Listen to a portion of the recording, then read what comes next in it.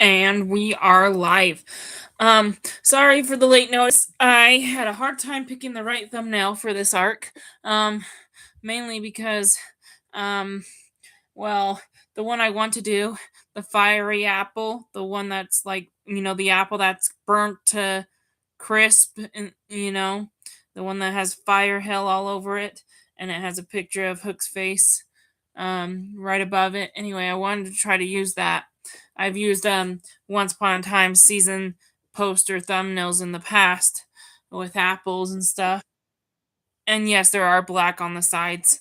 But usually usually like that's within the photo itself. I couldn't find a black photo of the fiery apple. Um, and so anyway, that just blended in with the black. And so what I mean by that is that you could post a picture on a YouTube thumbnail and it won't cover the entire image, you have white or black on the sides, and so sometimes it's hard to find the perfect image that will fit a perfect YouTube thumbnail. Uh I couldn't find the perfect image. I tried cropping the fire apple as much as I could. Any picture that would work, I looked it up. If you want your thumbnail to cover the entire YouTube video, you need you need exactly 1280 pixels up and 720 sideways. And I did that with a bunch of the Apple pictures, but it was either cutting out the title of Once Upon a Time or it was not getting enough of the apple and Hook. And so then I thought, what if we just did the apple? And it didn't cover much of the apple anyway. It didn't get the title and the apple. And so I'm like, I've never done a thumbnail without the words Once Upon a Time before. And if I just do the words Once Upon a Time, then you have no apple. And so anyway, it just didn't work out. And I did try to do a little bit of each, but I didn't like it. I prefer having the full title and the full apple on screen. Another problem, another problem we have is um, the fact that there is another poster of the fiery apple, but the picture is not wide enough, and through cropping you can't make it wider. And so it's like the one time I could find one where I could get the title and the apple, where the title of Once Upon a Time is on the apple, it's not on the side. Do you remember my Wonderland thumbnail? It had the Wonderland poster with the title on the side. Normally if you were to buy this on like DVD, the title would be on the poster itself, but it was on the side. But it worked perfectly for a YouTube thumbnail. Same with season 3, you know. Well, not season 3. No, it wasn't. It was just Once Upon a Time in Wonderland. Anyway, the Underworld arc has one like that, but it just doesn't work for YouTube. So anyway, yeah, and then like season 3, the Once Upon a Time title was on the poster, but the black was part of the picture. Like the black on the sides was part of the picture, which is why I liked it. You saw what I did with last week's thumbnail of season 5. It's not the usual swan in the lake one that I did. Um, I figured I hate odd numbers, so if I were to change the thumbnail for the last week of the arc for the Queens of Darkness with heroes and villains, I figured I'd do that with the Dark Swan arc as well. Anyway, instead of keeping it the same thumbnail for all 4 weeks of the arc. Um, so anyway, that one, as you notice, each Once Upon a Time arc has lasted 4 Once Upon a Time live streams. So, not always 4 weeks because we skip a week sometimes, but like 4 weeks, but of live streaming. So anyway, yes, now we get 4 weeks of the Underworld, including tonight. So you can cross 1 week off as of right now, because we're gonna watch 3 episodes. But yes, there was not a thumbnail that worked that was made for YouTube. So I'm sorry, but anyway, I just stole another Once Upon a Time thumbnail from one of the actual episodes of Once Upon a Time. It's probably going to be one of the first one we're going to watch tonight. The one where the clock tower is on the ground and not on top of the library. Um, yes, in the Underworld, they destroyed property a lot, and yes, it may look like Storybrooke, but a lot of things and a lot of locations are a little misplaced and different. So yes, I have done the thumbnail with the Underworld vibe background, and and the Storybook clock tower's on the floor. But I like the fiery apple and hook better. Um, so anyway, well, thumbnail's just a thumbnail. That's not the most important thing. We're here to watch Once Upon a Time. Who cares what the thumbnail is? So that's why I'm late. Um, let's see. Yeah, I just got a Facebook notification. Wanted to see what it was. We're gonna start Once Upon a Time now. Well, we started the live stream late, so it makes sense to start the show late. I was almost ready to go at 6:45. Um, by the time I was about to go live, it was like 6:47, or no, it was 6:45. Um, but yeah, um, I spent like more than 5 minutes trying to figure out what thumbnail to use. I had one ready that fit perfectly. It fit. Here's the thing. It fit perfectly on the one YouTube thumbnail when I tried it. I did find a way to do the apple and the title once, but when I reused that same image for the actual live stream, it had a little black cut on top of the YouTube, on the top and bottom part of the YouTube thumbnail. So I'm like, dang it, that's not a perfect sized. I mean, I'm just picky, but I'm also very tired. Anyway, so yeah, let's just start Once Upon a Time. I don't get a lot of sleep on Sundays. All right, so we are now on season 5, episode 12. Should be on your third disc of the Once Upon a Time DVDs, and I can't tell you the timestamp yet because I was so focused on that thumbnail. Uh, Luckily I pulled up Facebook first, then YouTube. I just never pulled up the show itself. So now I'm just stalling more time trying to pull it up. But because we started 8 minutes late, it's best to start Once Upon a Time 8 minutes late. So yeah, it's gonna be 2 more minutes before we start. But let me see what the timestamp is. We'll find the timestamp eventually. Timestamp 43 minutes and 55 seconds. Got it? 43 minutes and 55 seconds. Something else I forgot. Headphones! Okay, maybe not these ones. Oh, come on. Okay, there we go. These are good ones. Let's plug these bad boys in. There we go. Show's completely ready. Okay. As always, here is my Once Upon a Time's Welcome to Storybrooke shirt, but it's really the Underworld now. It's Storybrooke, but it's Underworld edition of it. So yes, we're still in Storybrooke, but it's not our Storybrooke from the real world. It's the life after death version of Storybrooke. And we believe that the spirit world is actually here on Earth. So I bet a bunch of the places are the same. We just can't see the spirits of our past loved ones because our eyes are not visible to spirit world. The spirit world can see us. Okay, who in the spirit world is watching our live stream right now? Who in in um in the afterlife in heaven is watching this right now? That would be cool. Too bad those viewers don't count as part of my live stream though.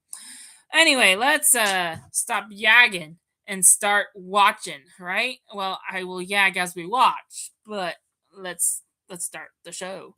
Our live stream's been 9 minutes and a half. It's 7:08 now, but in about so I guess it's time to start. But in about 30 seconds, we will actually start.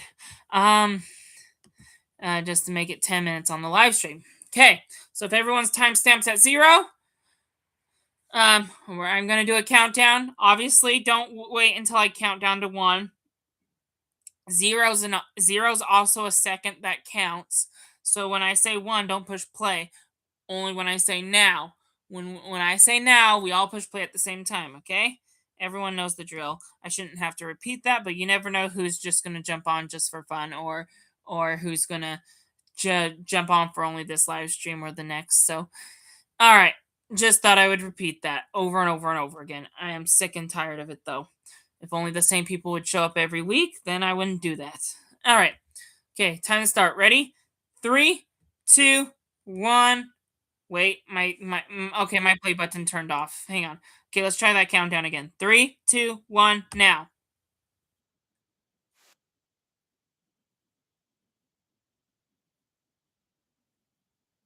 Wow.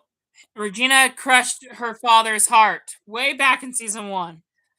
Um, Emma used Excalibur to kill Hook. The Excalibur that no longer exists. We're back to just the dagger. Rumple's the dark one again.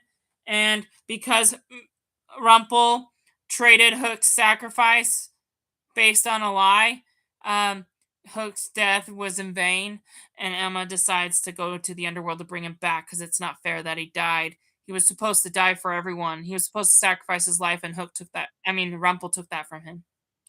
So, Neil! We never seen Neil in forever. Oh, oh, this must be a special moment. This feels spiritual right now. Neil, the father of the entire show that passed away like Mufasa did in season 3.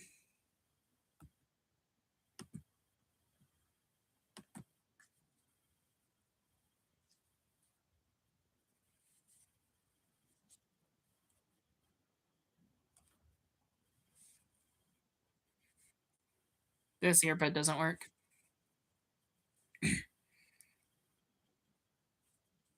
Let me test that.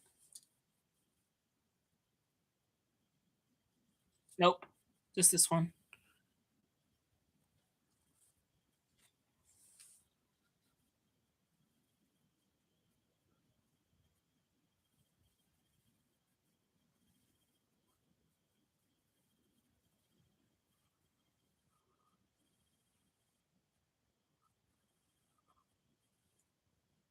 Hook is in the underworld. That's good to know. Bellfire is not. He's in a better place. He's in the celestial kingdom, hopefully.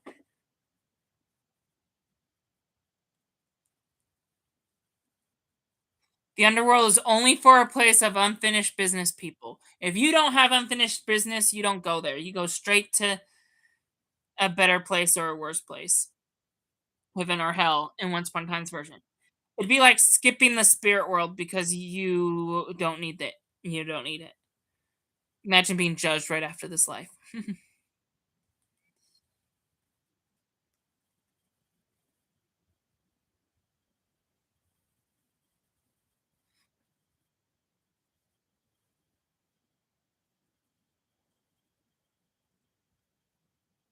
Wow, they're in an amusement park. They're in a middle of a roller coaster theme park ride, and it was only just a dream. You thought that was what the underworld looked like? You are totally wrong.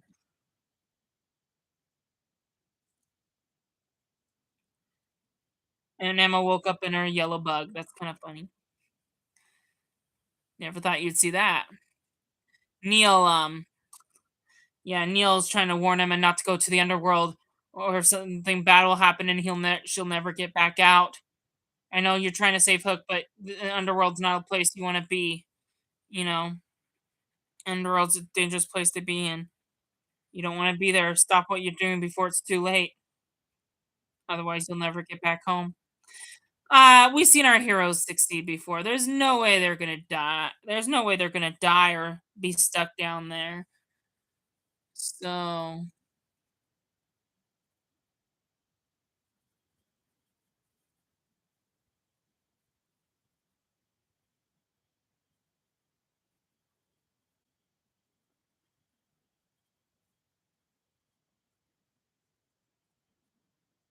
everyone here in the underworld is dead and trapped. It looks like Storybrooke, but it's not Storybrooke. It's not the real world. It's a place where people are dead and trapped and have unfinished business. Yeah, let's start lollygagging. Let's not try to explore this world. It's kinda scary. It's kind of it's kind of violent. Yeah, the sooner you get out of here, the better, because you don't wanna be here for too long. Yep. Someone spray painting the shop closed. Spray painting the shop closed.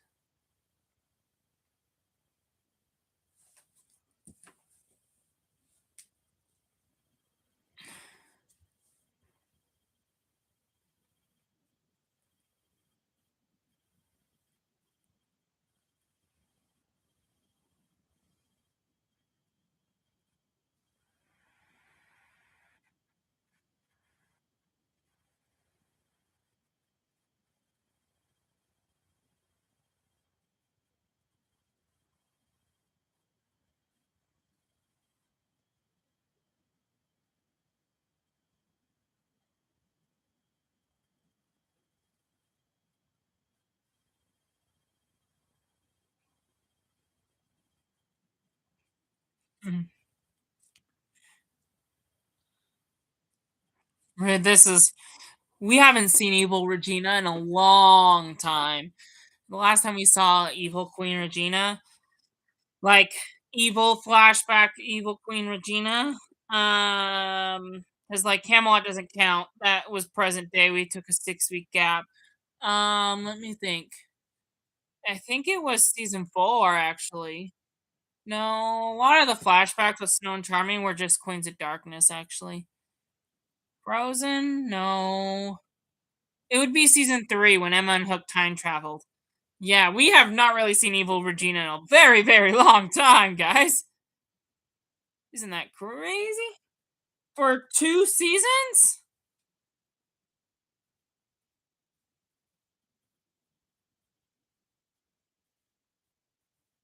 It's Regina's birthday. Happy birthday to the evil queen, everybody. It's not her real birthday, but, in this episode it is, and she's spending her birthday on killing Snow White.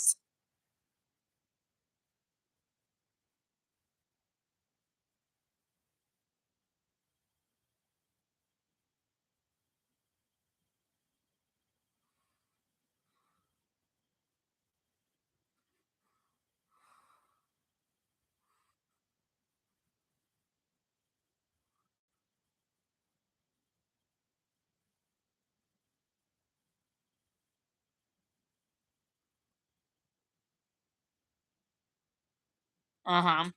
Yeah, Cora always wanted revenge on people too, like Ava, Snow White's mother, so, as long as you want revenge, you're gonna Cora will always have a hold on you.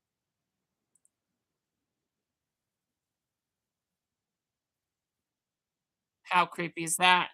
The guy who was spray painting the shop was not just any ordinary guy, it was the person Regina killed in the village, and he's reporting to Cora that Regina's in the underworld.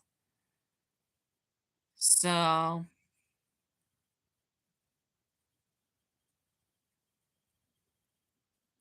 anyway, Cora wants to know how her daughter's doing. Cora, we haven't seen. We saw her in a season 4 flashback, but we haven't seen her since she died. Along with every other character that died on the show, obviously. Except for the Wicked Witch, who is alive and well. If they kept her dead and didn't bring her back from the dead in season 4, she could have showed up in the underworld too. I wish the Wicked Witch actually died though. She would have gone to the underworld and visited and met her mother for the first time. They never crossed paths in the show.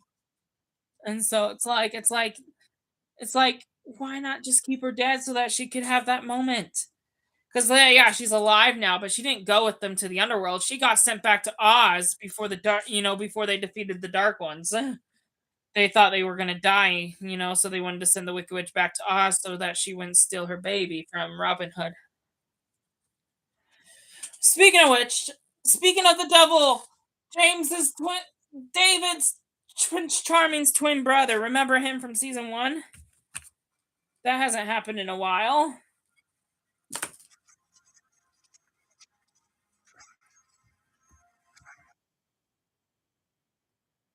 Yeah. And he gave Snow White a kiss in the lips. I bet Charming wants to be upset about that. It's like Snow White was kind of upset that she kissed the wrong husband. If James never died, that would have been a funny situation where he was evil and the curse was broken and he kept stealing Snow White Charming's wife from him. That would have caused a messy situation between brothers. That would have been cool to see. The underworld kind of gives us an opportunity at this where the brothers switch places and stuff.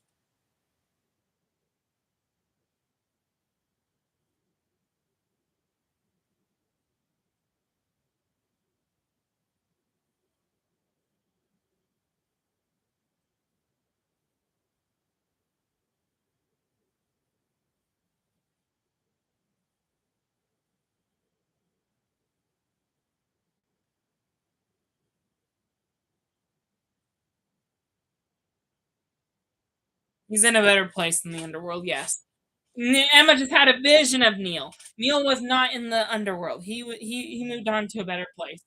But just to bring the actor back for one scene, Emma had a vision, just like Joseph Smith had a vision of Heavenly Father and Jesus Christ. Emma had a vision of Neil, like that kind of vision.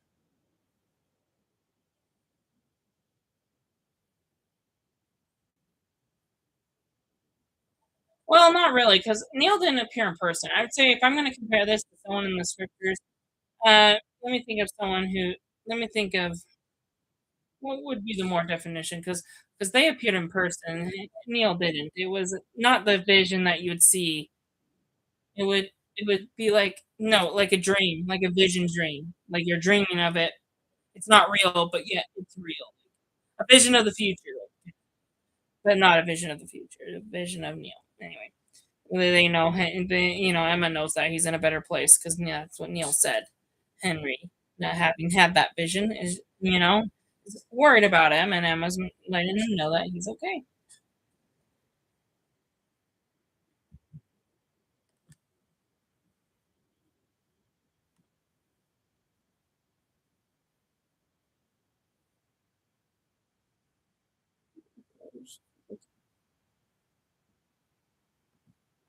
All right.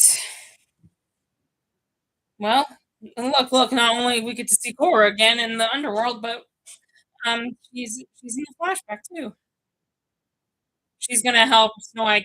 She's gonna help Regina get her revenge on her birthday. And the mother's gift to a child is to grab the heart of the enemy they hate most. That's kind of funny. Again, most evilest mother of all the realms who killed Regina's boyfriend for crying out loud. As Emma said in Camelot, I don't understand how a mother could do that. She loves her daughter, but not in the way most mothers do. She's over obsessed with power. She probably loves power more than her daughter. And for now, see, this is a plot hole. She was sealed in the Wonderland forever, and somehow she found a way back out. She's gonna try to help Regina get her revenge. Now Regina and Cor get to talk after so long of being dead. Cora's finally get to talk to her daughter with a heart in her chest.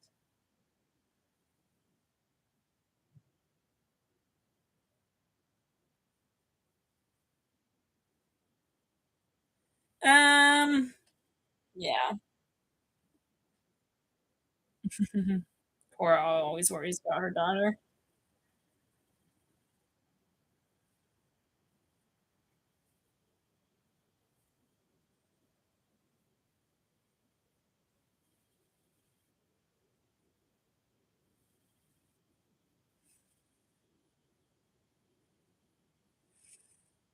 Cora's convincing Regina to go back home and not worry about saving Hook because it's too dangerous. You know, Obviously, Regina doesn't understand that Cora's being used and being forced to do this. So she's kind of upset. Yes, Cora was a villain, but she didn't have her heart. And now that she has her heart back, well, not really because she's dead, but now that she got her heart back before she died, she's actually a good person. She's just playing the evil card because she is she's an employee of someone more evil. As you know, I kind of said in the trailers we're going to see Hades as our big villain of the season. That's who Cora's working for, and she's kind of, if she doesn't do what he asks, she's going to face some big godlike punishments. Every villain we've faced in the past were just mortal beings, but now we're facing someone immortal. Imagine you have enemies in your life, right? And they're all just mortal, right? So like it doesn't matter what they say, you can stand up to yourself. Well, Satan's not a god, so I don't count that really. Um, he doesn't have a body, but like then Satan comes along. I mean, you can resist Satan, but yeah. Anyway, okay, just imagine there's someone evil like evil that's kind of like Heavenly Father, but like they're evil. They have a body, they're immortal. Anyway, they could do a lot of things to you than a normal Earth-like being can. Yes. See, this is what happens to people who don't go to a better place. The worst place is into that fire, into eternal damnation or something. Yep, you just killed the guy that Regina killed when she was the evil queen. Now Cora killed him again. Now, killed is a relative term down here, Cora says. So,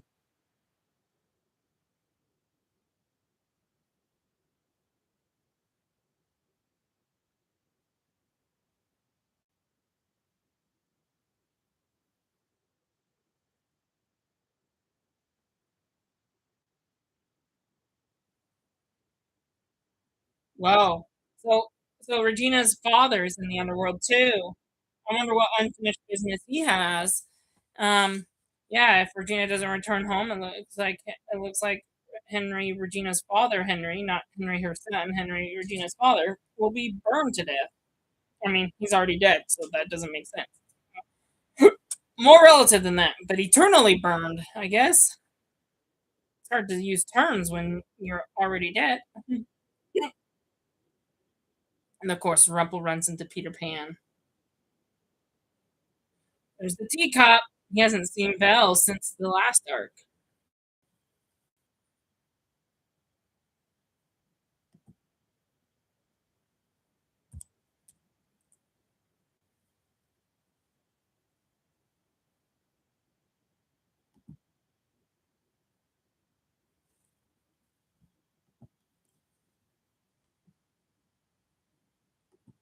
Belle wants Rumple to come back to her, of course.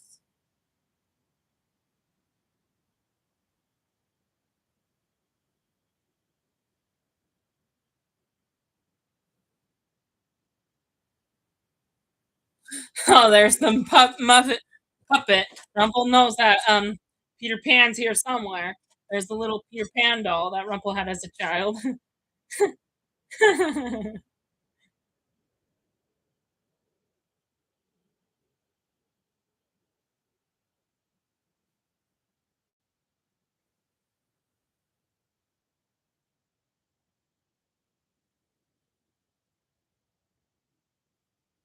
Peter Pan. Rumple was not expecting to see his father now. Really, huh?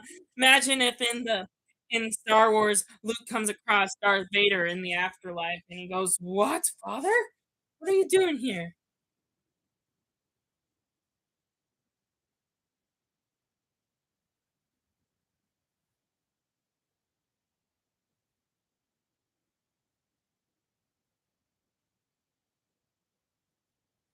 Yeah, down here, this is it's kind of funny. So in the underworld, all the villains that died end up taking the roles of the heroes in so like Pan has gold shop now in the underworld. And that every hero's job has a villain taking their job in the underworld. Like Pan is the shop um owner, and let's see, Regina was mayor, so that makes Cora mayor. Um Charming was sheriff, so that makes Prince James sheriff. Emma doesn't really have an evil encounter or opposite, but anyway.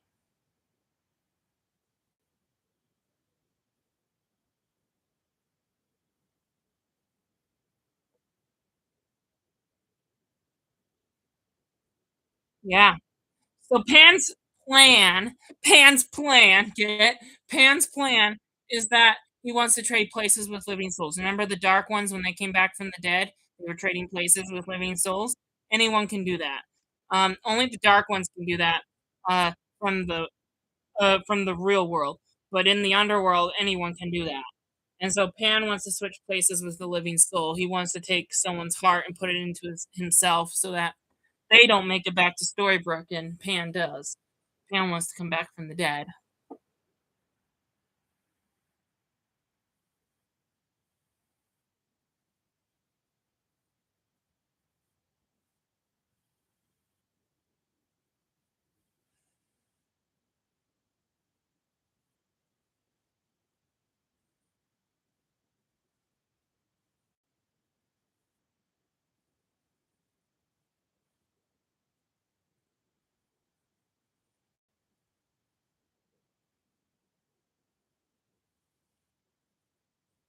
The land Yeah, that is a mouthful. The land of Dombrook. That's where Merida is queen, remember? If you don't remember, Dombrook is Merida's kingdom.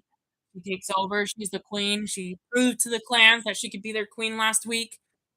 And so anyway, Rumpel has some magic from over there. There's a witch over there that has magic, and he has some of her magic that can help find a dead pirate.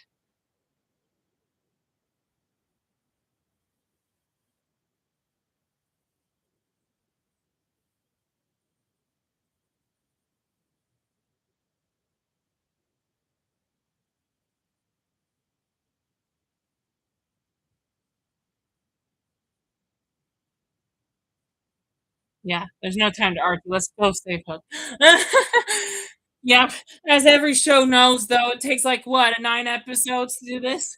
11 episode arcs means that you spend 9 episodes completing the spell, or breaking the curse, or saving this person, and then the last episode wraps up the arc or something. Isn't that how it all goes here? Well, with Neverland, we spent 9 episodes saving Henry, and then they switched bodies for 2 episodes, Pan and Henry, right? And then the Wicked Witch, same thing. 8 episodes to break the curse, however, but 9 episodes to kill the witch, and then there was a Back to the Future time travel episode. Frozen, it actually took 10 episodes to find Anna, and then 11 episodes to defeat the Snow Queen, so that's different. Um, and then 12 episodes to complete the Frozen arc. Okay. Queens of Darkness, uh, having the author rewrite happy endings. Again, 9 episodes, 2 episodes of actually doing it. Heroes and villains. And then Camelot, because Wonderland does not count, it's a spin-off. Camelot, spend well, the first episode really wasn't a curse. It was just the setup. And then we spent 9 episodes cursed and breaking the curse, and then 1 episode wrapping it up. So instead of 2 episodes wrapping it up, we had to set up and wrap. So with the Underworld, it's like 9 episodes, and then 2 episodes wrapping up the Underworld arc itself. So anyway, yeah, it's kind of like that.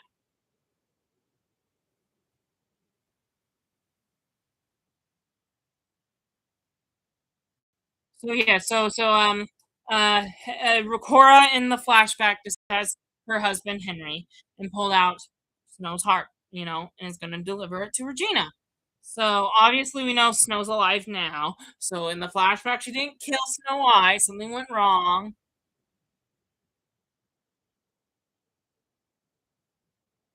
Um. So yeah, I was gonna say, why does Cora want to hurt her own husband? I bet if as a husband of a wife who wants to kill you, I would not want to stick with them. I don't know how you survive the whole lifetime as their husband. Like, it's crazy. Anyway, Cora has no choice though. We don't know that as of this point in the show, but Cora is being controlled and is being um, commanded and following orders of someone greater.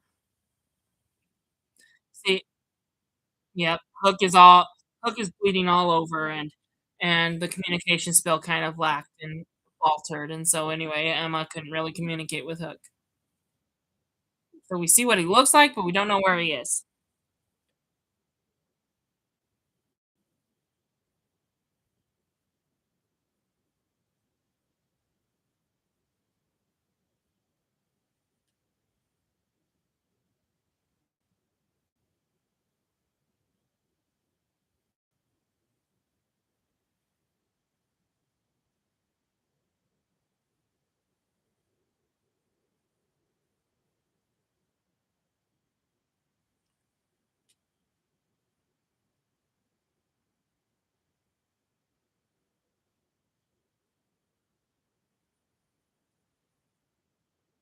Yeah.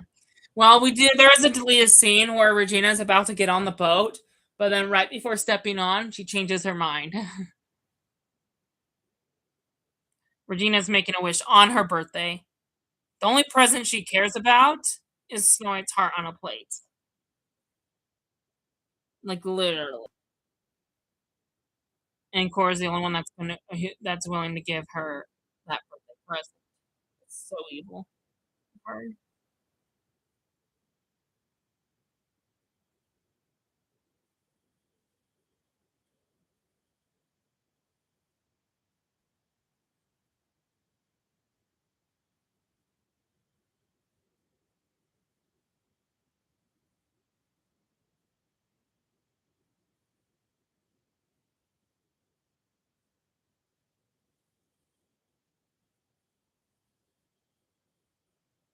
It's Snow White's heart.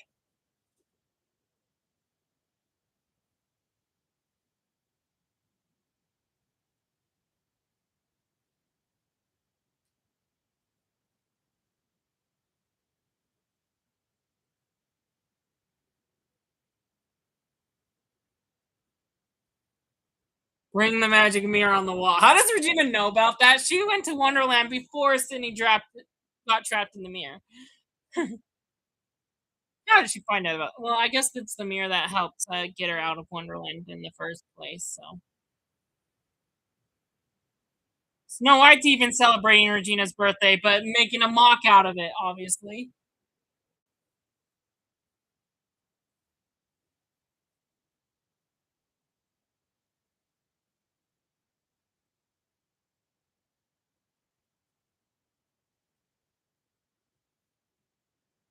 Uh-oh, Snow White's dying. That does not make sense.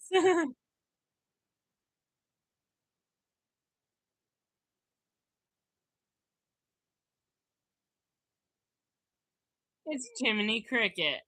It wasn't Regina crushing her heart, it was Jiminy Cricket.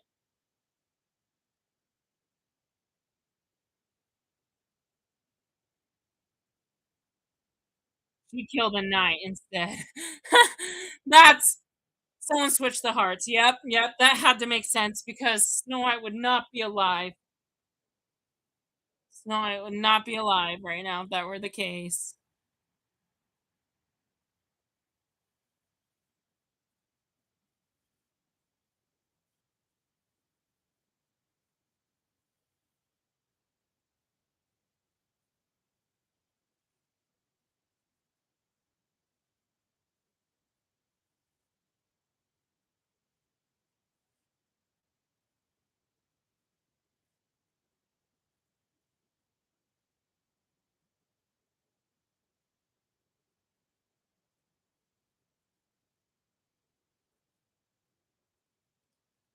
That is not true. You'll get a child named Henry, and that will make you happy, and you'll change and become a better person because of this child. You'll just have to wait and see, Virginia. Mhm.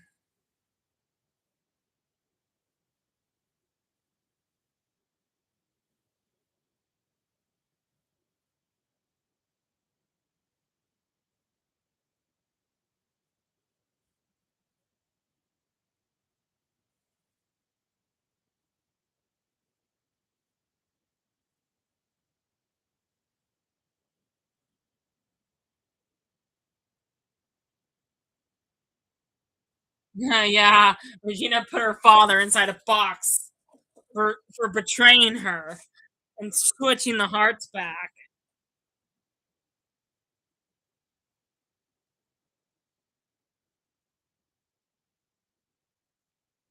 No, you locked your own father in a box.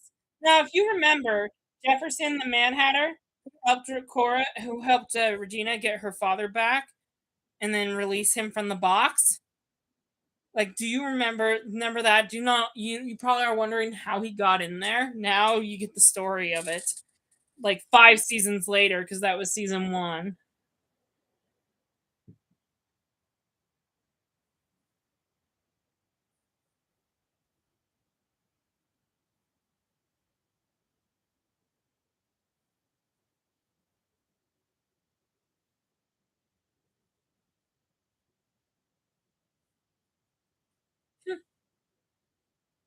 Fathers love you no matter what, even if you kill them, even if you trap them in a box and send them to Wonderland. Somehow he gets to Wonderland and she needs a Jefferson to get him back.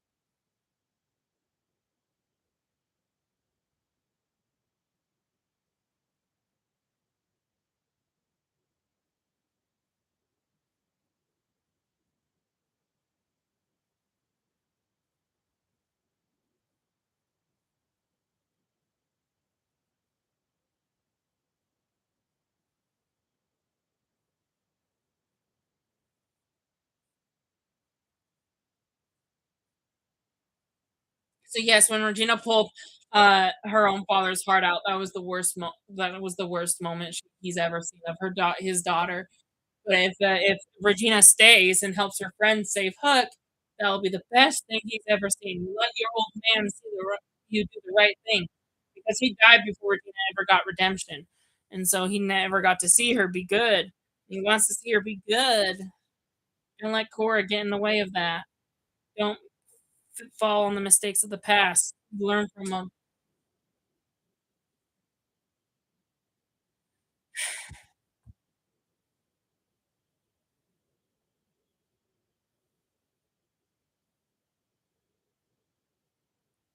Yeah, you don't want to explore the underworld too further because it will get creepier.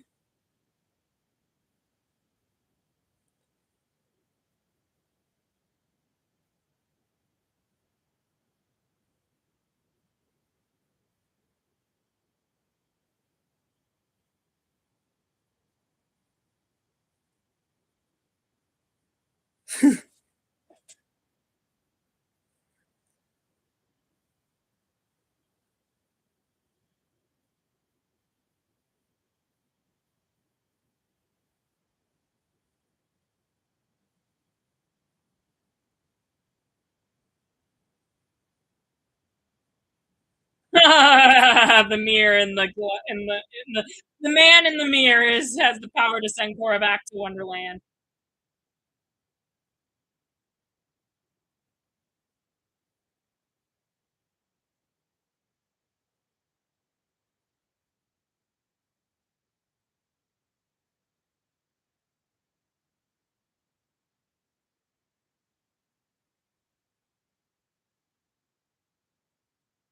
Wow.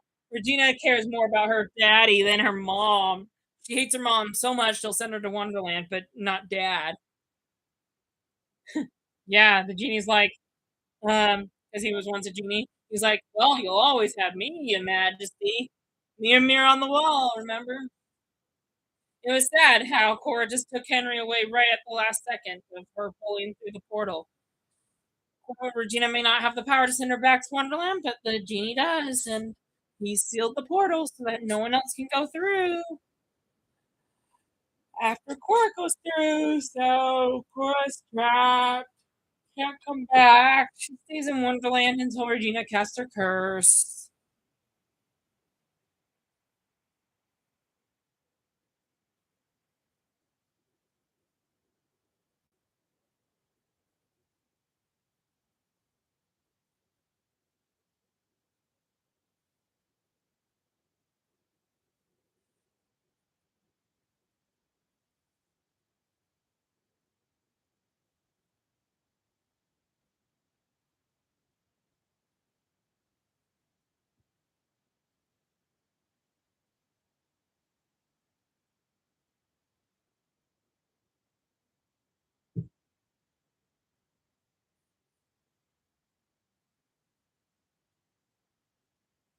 Hmm.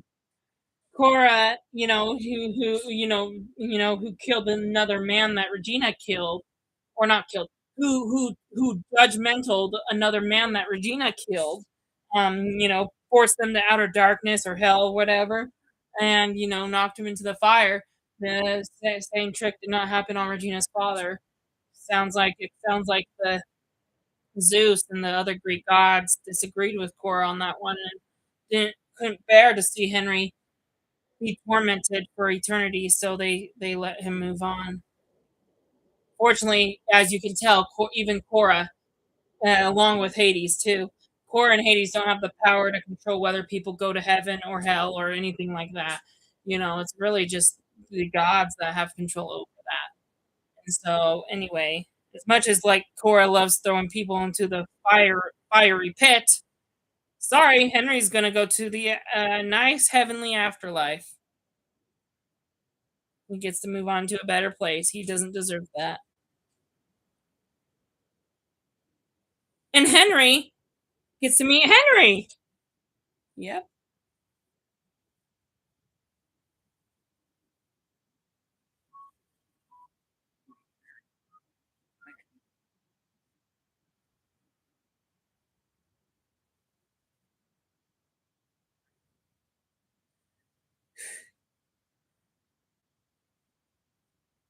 Yeah, take good care of her.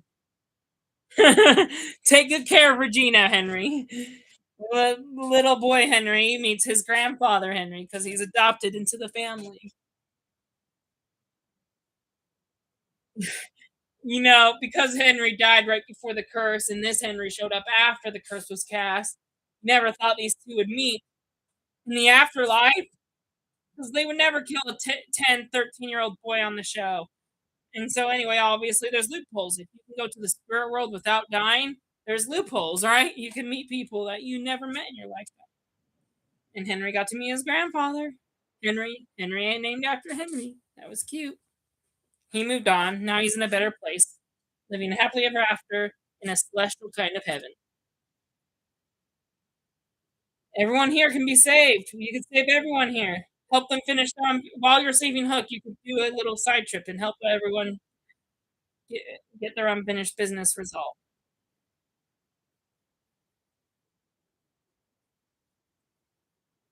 We're that business, yes. A lot of people in this underworld have unfinished business, and a lot of them, their unfinished business are these living people. They're desperate, wretched souls. Rumple's evil.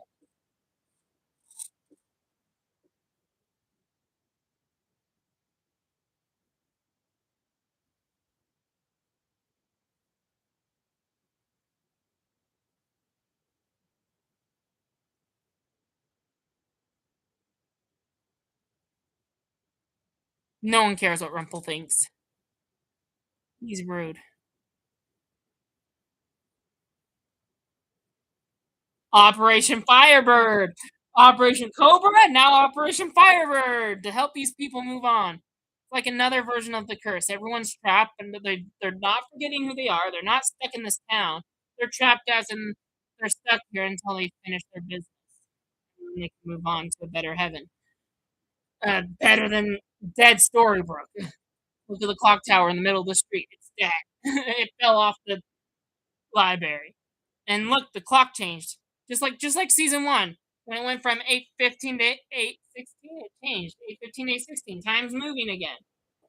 In the underworld, however, that means there's hope. Every time the clock moves a minute, there's hope. So, and Cora was spying on them. Let's see what she's up. And she has to go way down under. Way down under. She's about to receive a punishment for failing, I bet. We're about to meet our boss, the most evilest guy in all the universe, Hades. Though I like Hades more than Satan. Satan is not really a god. Hades is. Hades is better, but hopefully more evil.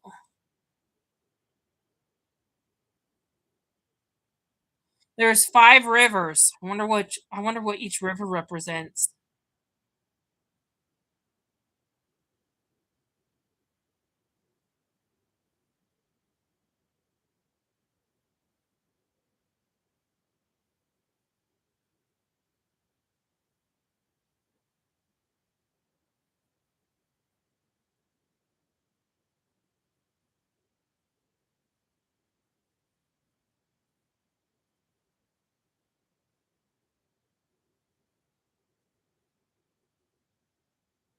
He's drunk. Hades is drunk. He has like a has a has a has a like a cup of alcohol in his hand. He has someone picking his toenails. Funny, funny, funny.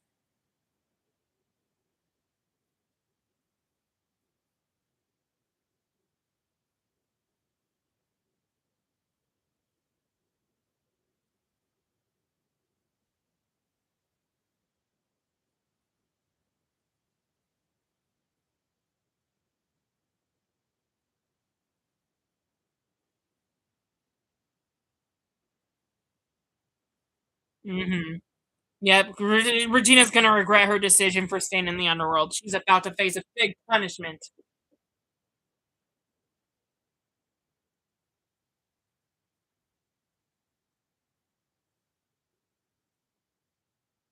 Zelina. Finally, Cora. Now we're mentioning the Wicked Witch here. Yeah, yeah. Cora, the actress wasn't here to know about this. She's probably reading her lines, learning about this for the first time. He's like, "Wait, I have another daughter?" Yes, she showed up in season 3, a season after you died. Oh, I didn't know that. Yep. Now Cora's punishment for failing is to be a miller for all eternity.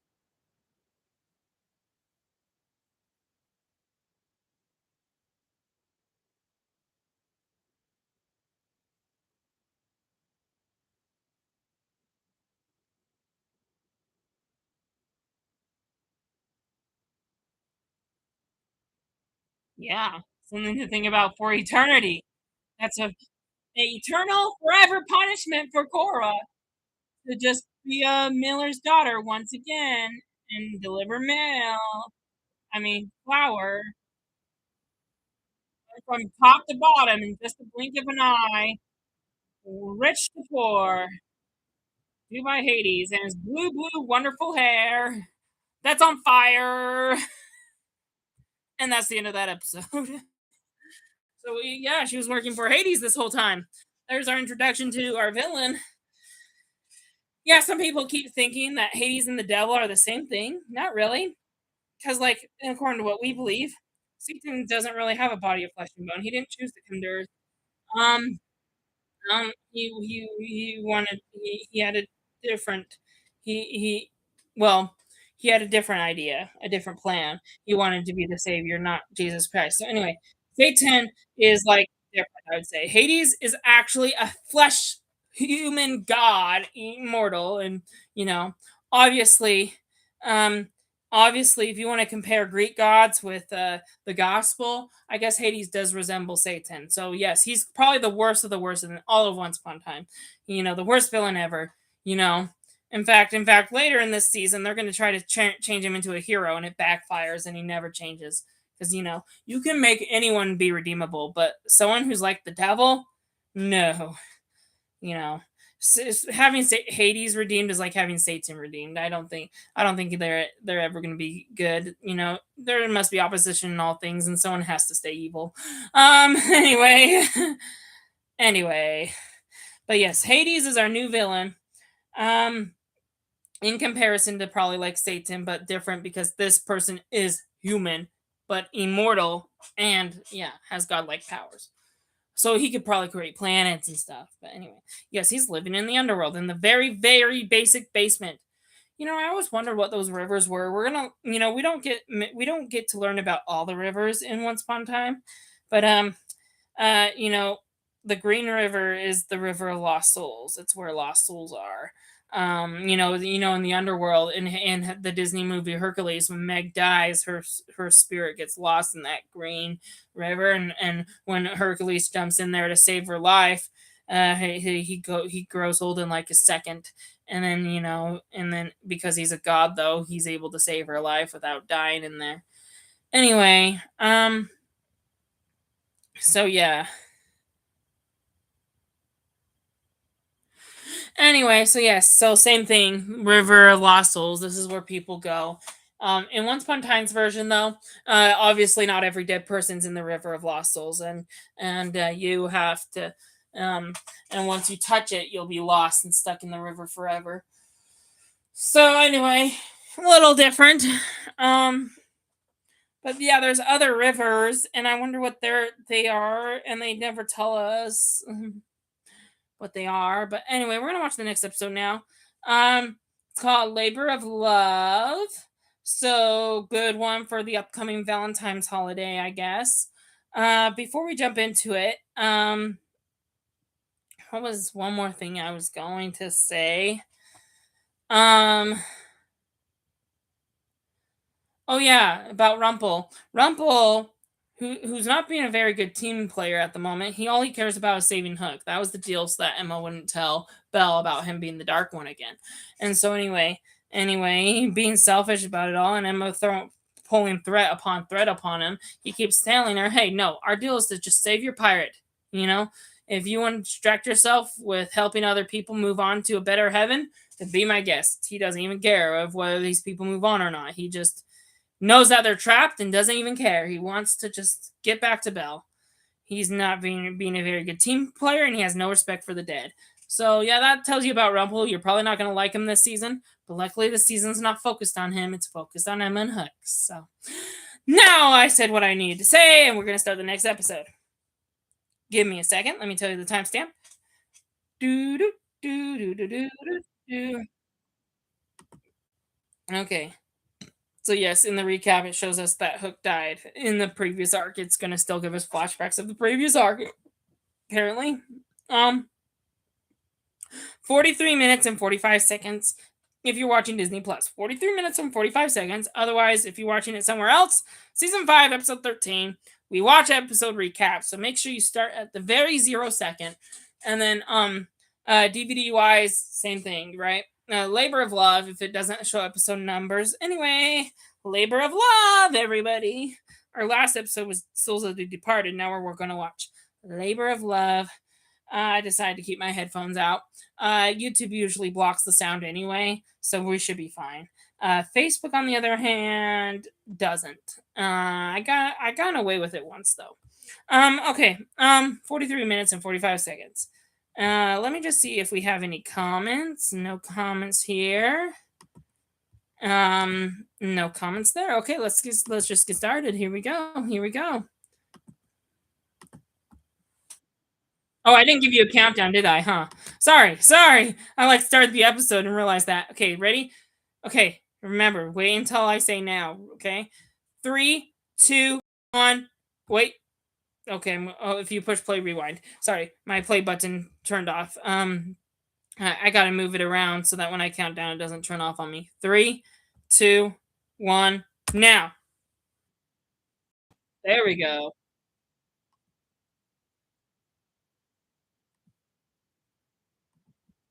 Yeah, a better place. Everyone here can be saved. Yes, let's do it. Let's do Operation Firebird. And obviously Cora is turned into a maid. How sad. She turned into um um miller's daughter. That's kind of poor. Poor job to have. We haven't seen Hook at all, except for a small glance when Emma threw a little squitting from Don Brook, right, to communicate with him, see where he's at. And the mirror did the same thing with her father. Squitting though was a little jeopardized. It didn't work very well.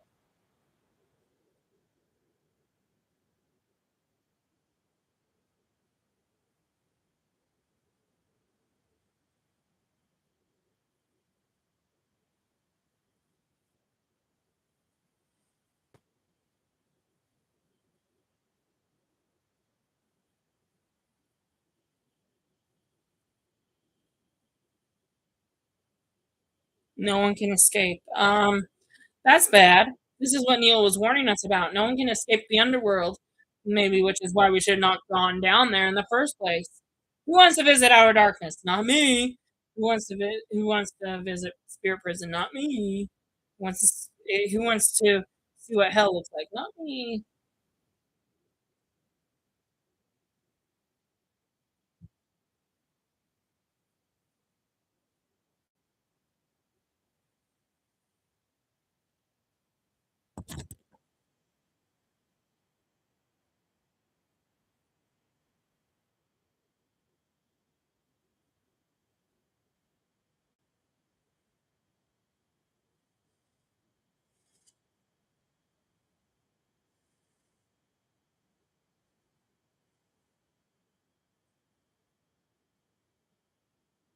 Hook is willing to sacrifice his own life to save this girl who's trapped with him.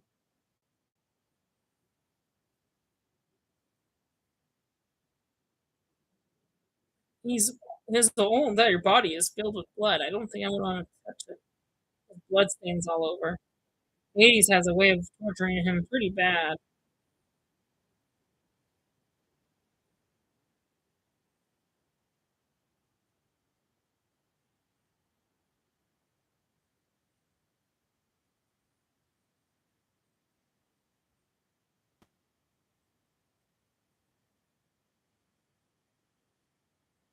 Uh-huh. Hook knows Emma's in the underworld. He has an instinct loving feeling that she's here and here to save him. And he is okay with that. Here we go. The three-headed dog hound. That's not in the Disney movie, but it's in the legend. Oh, look at all those grave sites. That was the two thumbnails I had. If you saw my photos for the Underworld art, there was two Once Upon a Time title sequences, and one was the clock tower on the ground, which was last episode, and then these ones are the graves. Those were the two I stole, and I was going to use in the one, and the graveyard wasn't really as interesting. The one I'm using for the thumbnail right now is the clock tower on the ground. But anyway, it's fine. It's fine. All is well.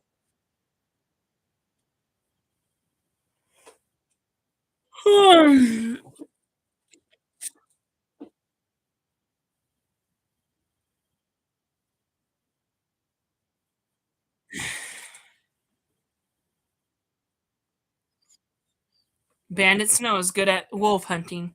She could probably hunt down a pirate.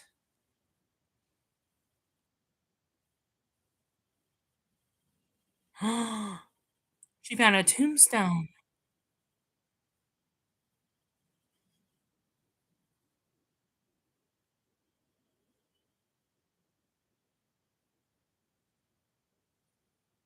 Snow White found something. She found a grave of a person she once knew.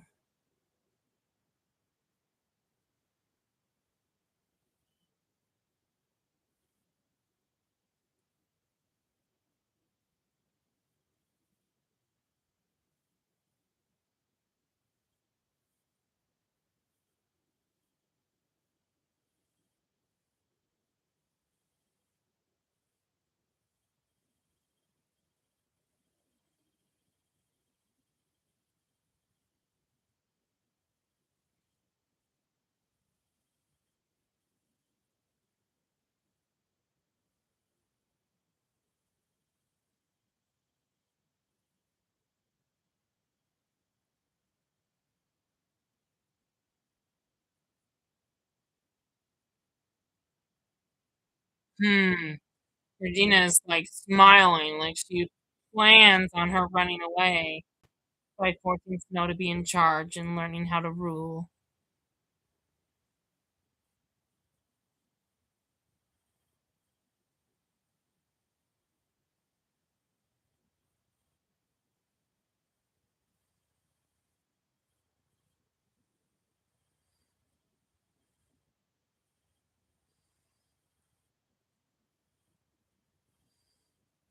Hmm.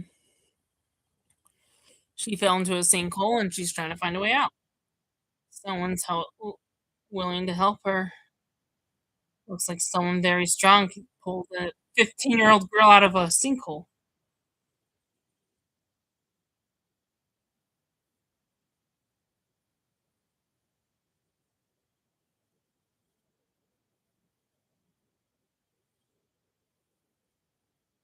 Yep, and he's Hercules.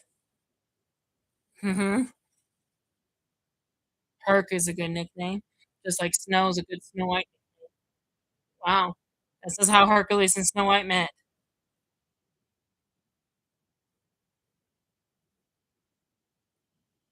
Define friends. Charming.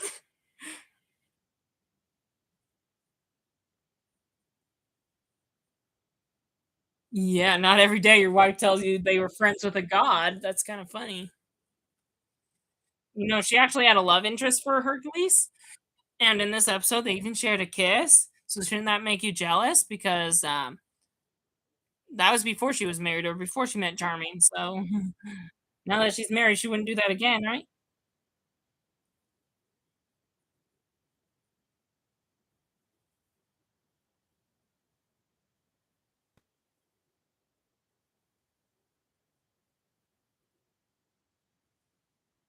Yeah. If we save Hercules from his death, he can save, us for her Hook's death.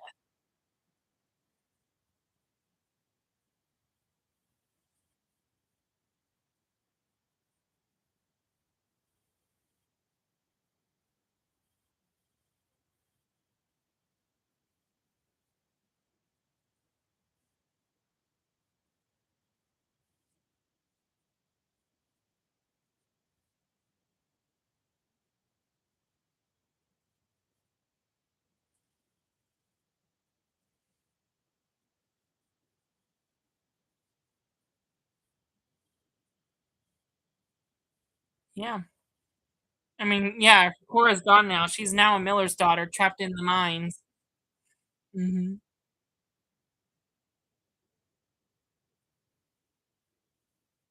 Emma's not gonna wait for Regina to say goodbye to Robin Hood. She's trying to find Hook as quick as possible.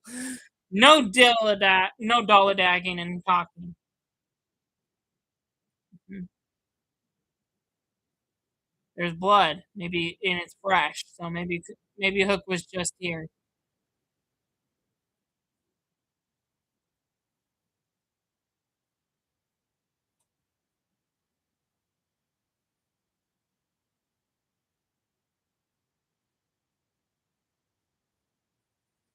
Oh, oh, oh, that's the three-headed dog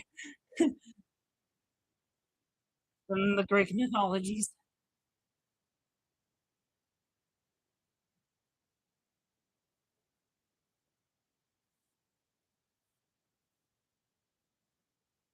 Yeah. It's Snow White's home, it's Snow and Charming's home.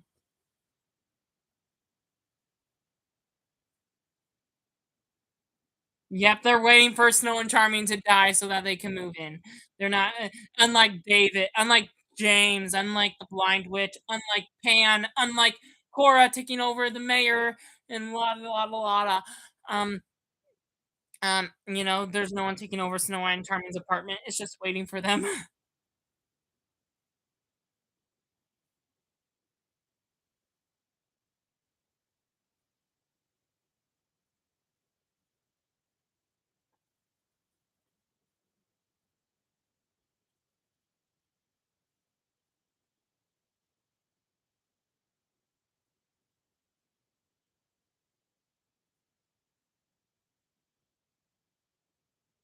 Well, what if Snow and Charming don't have any unfinished business and they skip the underworld?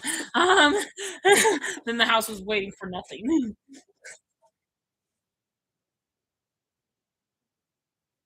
Meg is trying to explain what the three-headed dog does, and it burns through your soul.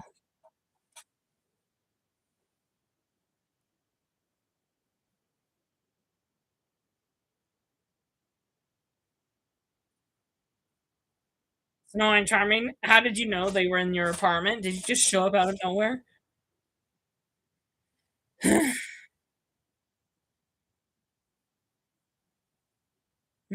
Snow White knows how to defeat it because she learned from Hercules in the past.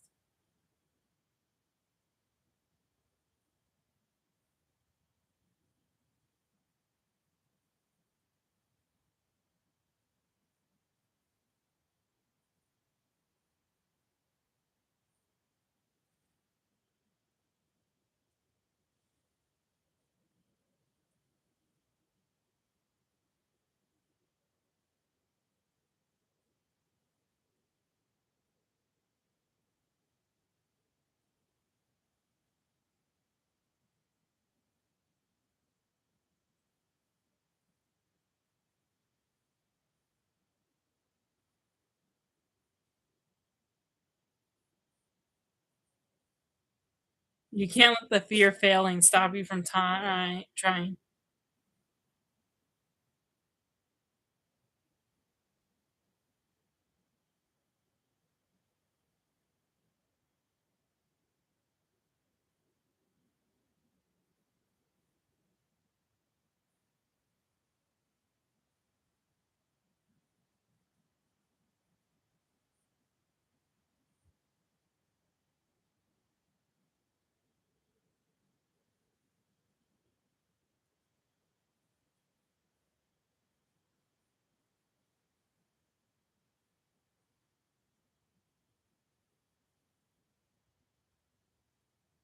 Yeah, not really. I mean, she'll get cursed, and then Regina will be mayor. I mean, she does become queen when the second curse happens, and she's mayor until she gives it back to Regina.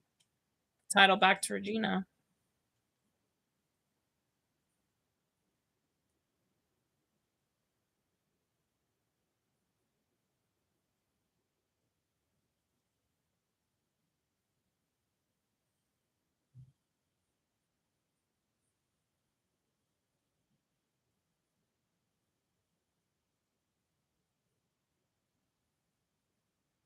Oh, so it's the dog that Meg and her and Hook are trying to run from.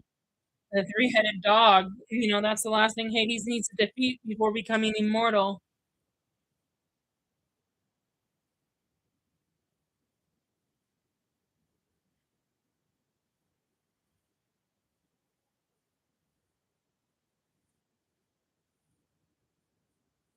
Yeah, that's true.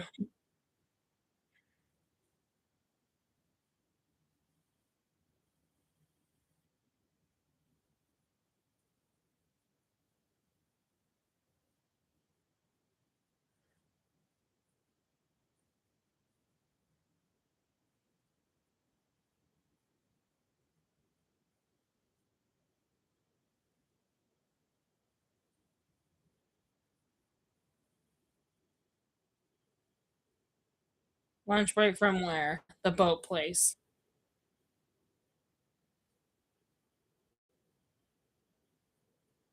Hercules does not recognize him or her.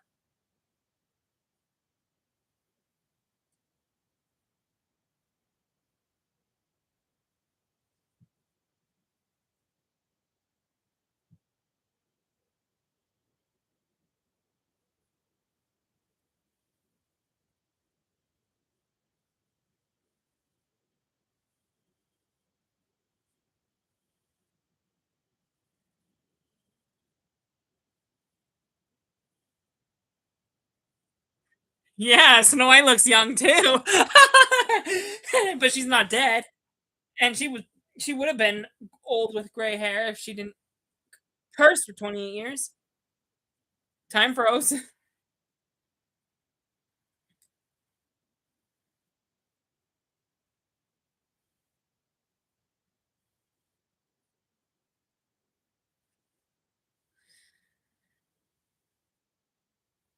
Yes, I mean she didn't age for 28 years, which brings the enough time to have a child and a grandchild.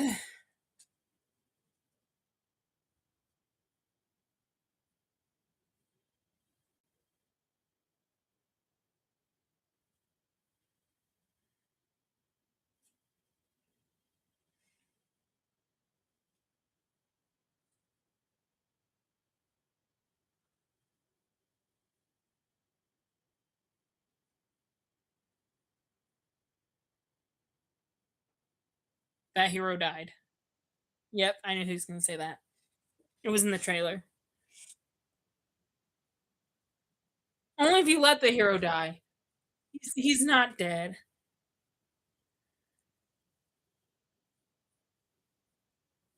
Yep. Hercules said the same thing to her when she was trying to face the bandits. I mean, you're not setting up a great example if you can't face the dog.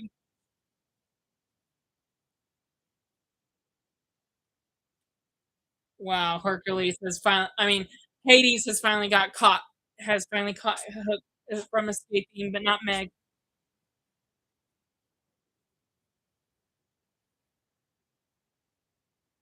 Yeah, Hook's like, I'm gonna kill you, and Hades like, you can't kill me.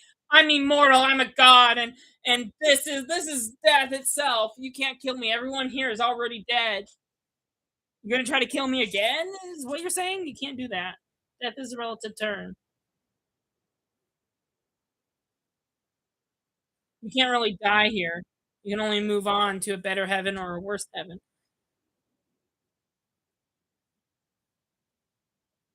which wouldn't be called heaven.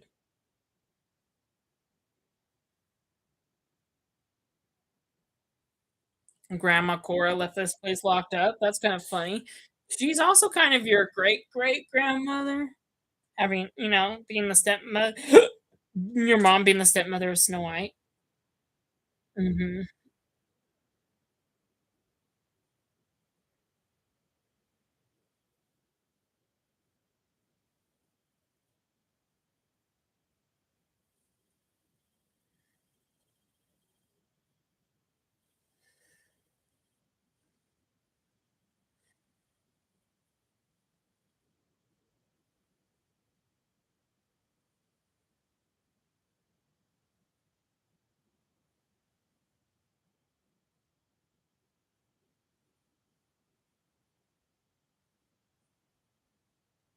Yeah, how's your mother? You have to be more specific. How's the one who killed me? Yes, Cruella de Vil's finally gonna get her revenge on Emma Swan.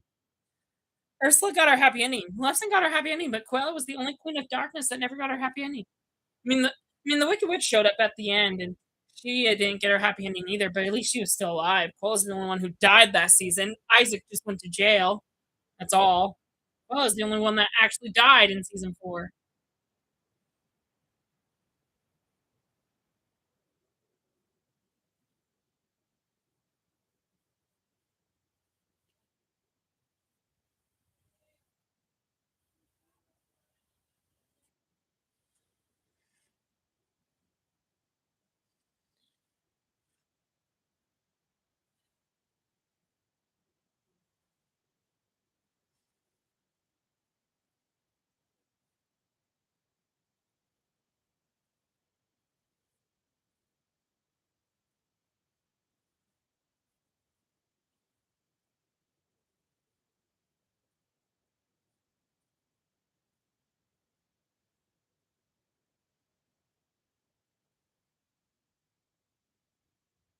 She struggles trying to get an arrow out, and all her arrows spill all over the floor. She is not good at this archery thing. For first try, she fails.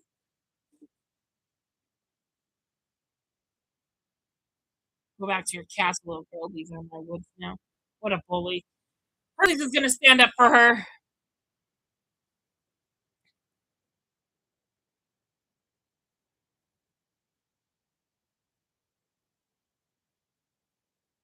Yep.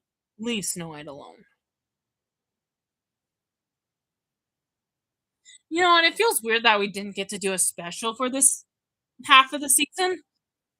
I just don't know why they didn't do one.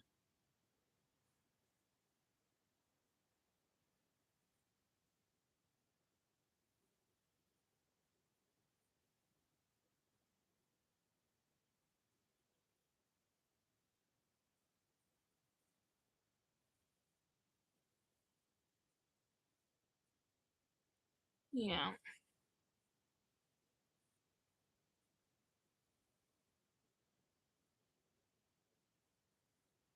So back then, so Regina was evil and trying to get revenge on Snow White, but back then she didn't want to kill her yet. She just wanted people to make a mockery of her. So anyway, she was evil. She had the potential to kill, but she just didn't want to kill her yet. It was a slow process. She wanted to kill her father first and then kill her when she was older. She didn't want to kill her while she was still a child and young. So that's good to know. Regina wasn't too evil. She wouldn't kill a child, but she would kill the child once they became an adult. Hercules is off to face the beast on his own, and he can't do it. And he drops his sword and runs. Ah, Snow White. Oh my god.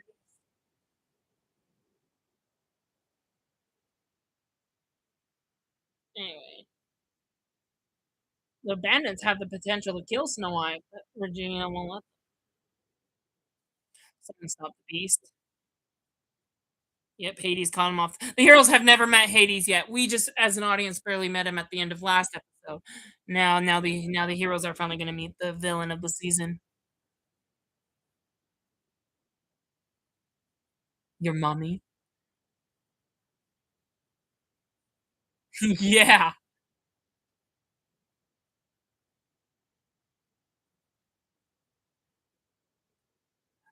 yeah, that's true. He has his reasons. He doesn't have to share them.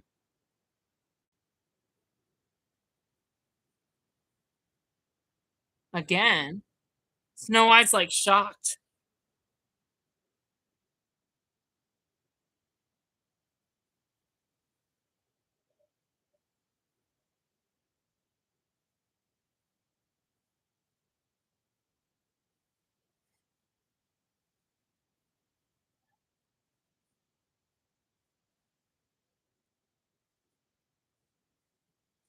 Yep, I mean, Hades is with his nephew Hercules, that's kinda family, but I don't think I would wanna hang out with an uncle as evil as Hades.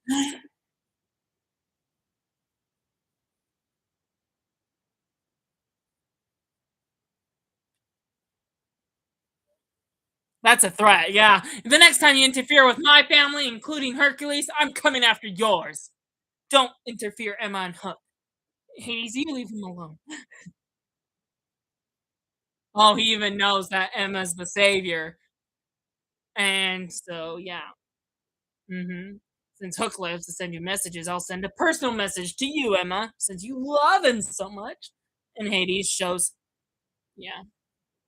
Hades shows her a bloody hook with blood all over it. He took his hook. Emma's like, "What did you do to him?"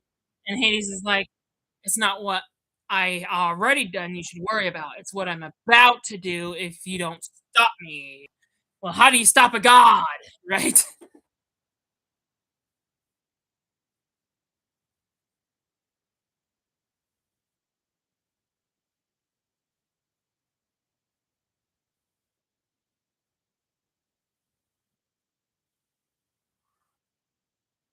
Yes, Cruella is so evil. She has no backstory of redemption.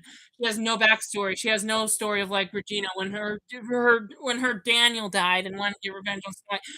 Cruella's just plain on evil. She has no backstory of being good or turning into evil.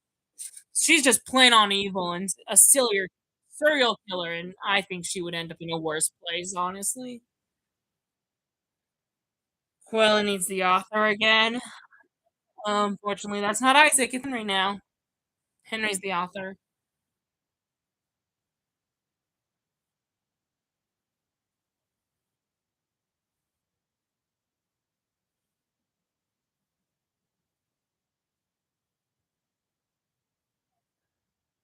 Wow, everyone in the underworld hears what gets word about what goes on in the real world, in the immortality, and they heard about the quill when Henry broke it at the end of season 4. He knows it died. They know it died.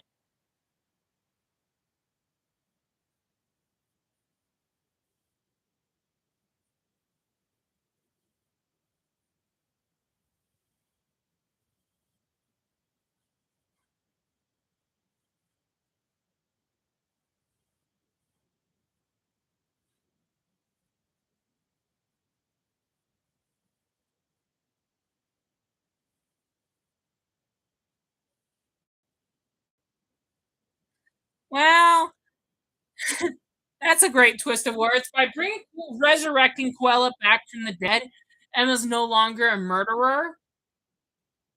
I mean, yes, a murderer is a serious crime, but I mean, it's still not a good idea to bring Cruella back. It won't erase Emma's murder, you know? She still murdered her, even though it still doesn't erase that she died. She did die. She just came back to life like Rumpelstiltskin. But yeah, no, let's not bring Cruella back or Peter Pan. Peter Pan and Cruella both want to go back alive.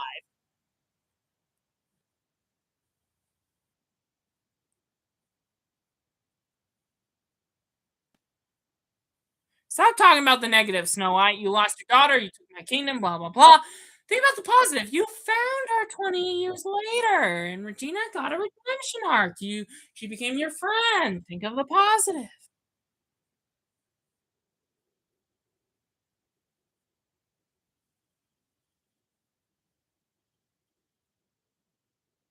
Mhm.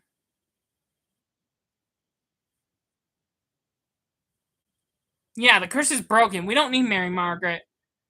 We don't need Mary Margaret. We don't need David Nolan. We need Prince Charming and Snow White. These fairy tale characters, the curse broke several seasons ago. It was only one season they were like this. They should be they should be called by their fairy tale names by this point. Why are they still being called their curse names? Like honestly, How did they survive 5 seasons saying Mary Margaret, David Nolan? Their names. They're real names. Use their real names. I mean, David is his real name, but say Prince Charming, say Snow White, say Grumpy, not Leroy, say Sneezy, not Clark, say um Geppetto, not Archie. Say Jiminy Cricket, not Archie. That's okay, whatever. But you get what I'm saying. I mean, we could be both. We could be both characters. Charming gave us a great, powerful lesson in season 2, but let's be called by our real names again.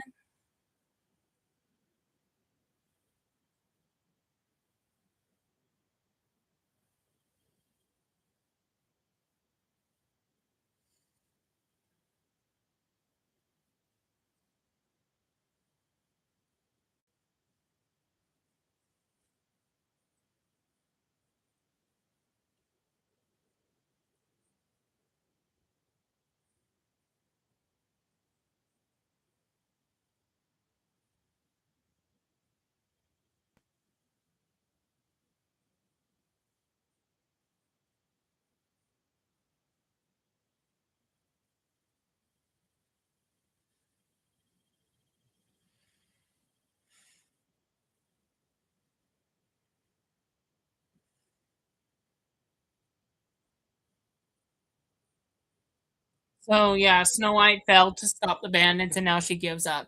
And Hercules is trying to teach her a secret that he doesn't want to tell anybody, and that's that he failed. And if he never failed, he would never learn how to succeed. He failed and learned his from his mistake. So it's good to fail. Failure is a part of life. It's good to fail, so that you can learn to succeed the next time.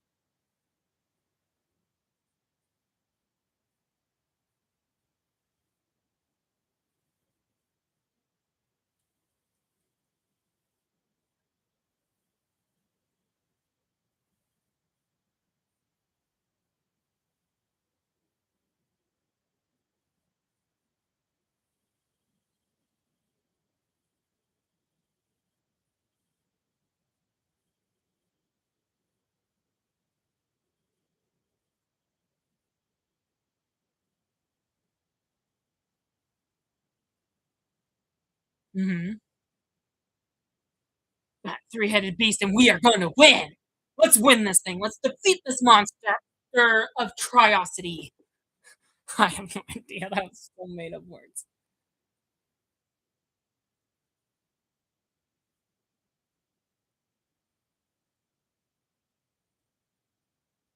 Nope. I mean, I think Snow White did talk to him and giving it another go, but the monster's here. Gotta run, run, gotta run. It's chasing after you. The beast is coming after you. It's a dog with 3 heads. The three-headed hellhound, whatever it's called. Here's the bandits, and Snow White's gonna give it another go, and this time succeed, hopefully.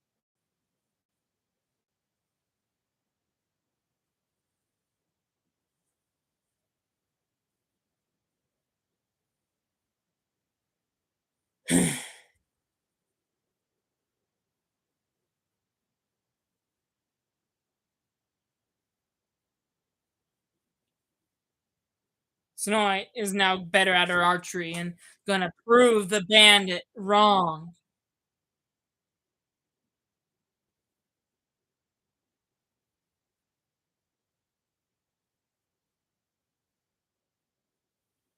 Snow White's gonna try again. She missed. Snow White has a perfect aim, just like Robin Hood and Merida. She never misses a target. But only her first arrow was ever a miss, and then now her second arrow just knocked the sword out of his hand.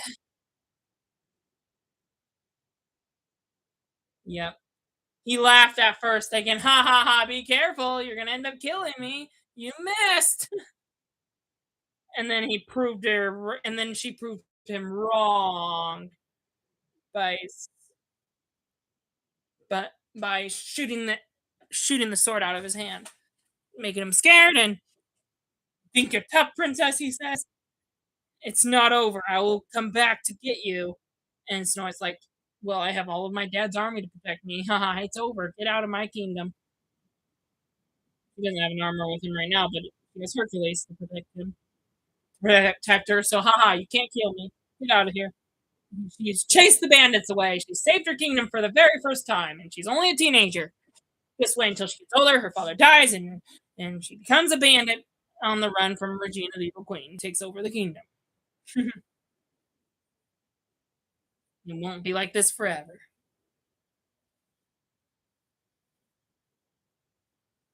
I'm glad Snow White didn't go with Hercules to defeat the beast because then she would have died into the underworld with him, and that would not be good for Charming and for their future daughter. And Once Upon a Time would not exist.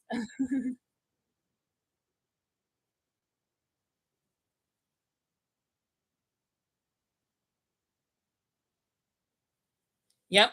She's like, this kingdom is going to be lucky to have a ruler like you, and Snow White's like saying, and heaven's going to be lucky to have a hero like you. Olympus is what they call it. And Snow White and Hercules had a romantic kiss. They could have got married and all that, but luckily they didn't, so that Snow White could find her real true love, Charming.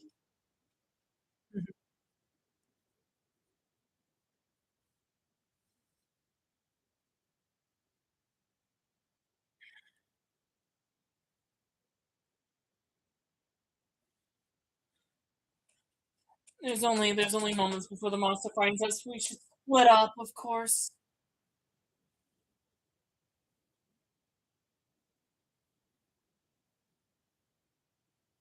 There's Meg. Snow White has never met her. Well, no, yeah, no. Snow White did meet her when they interrupted the scene. I'm working with her. Like, Meg and Snow and Hercules working together. We have three of you now. All three of you. And he defeat the beast. Where did Emma and the other Charming go, though? You could really use more people rather than just three.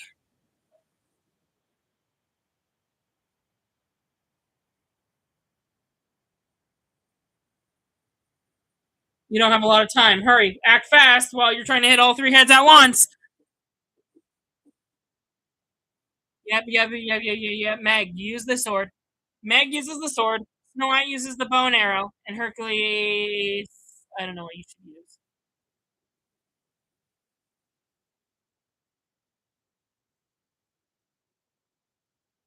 Hercules is. I don't know what Hercules is gonna use. The sharp, pointy end of a pipe. Good idea.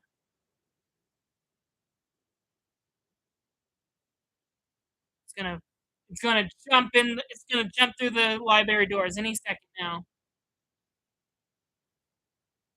Here comes. Here comes. Here comes. Whoa! That always scared me when I first watched it. Whoa! There it is.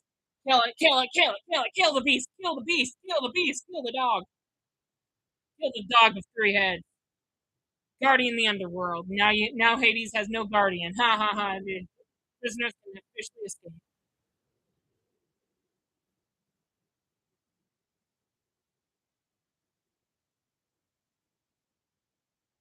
Mega's fainting because she's never done anything like that before. She's never killed anybody.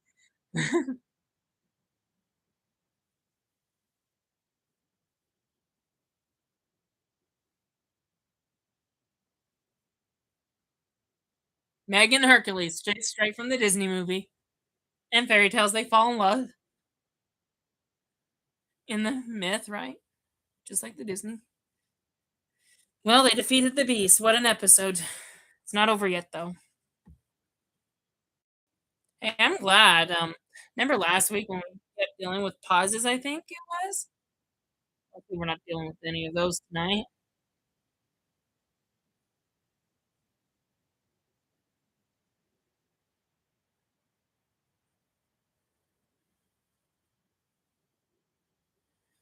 Yep.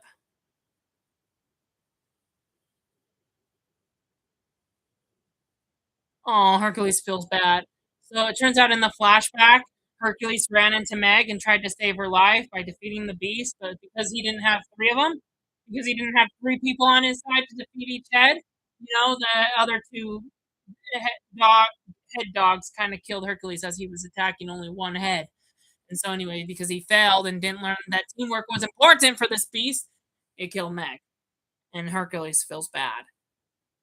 And well, he made up for it now.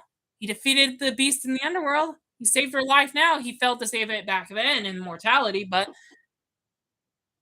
He made up for losing her life now by saving her from eternal damnation, which is where you would go next if you were to go somewhere worse. So, mhm.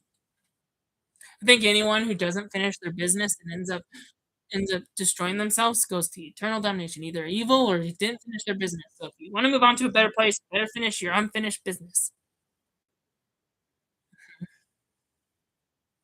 Emma has no idea who her mother was before the curse, so she's trying to explain herself to Emma by saying, "You don't know me from the Enchanted Forest, but here's a little bit you should know about me."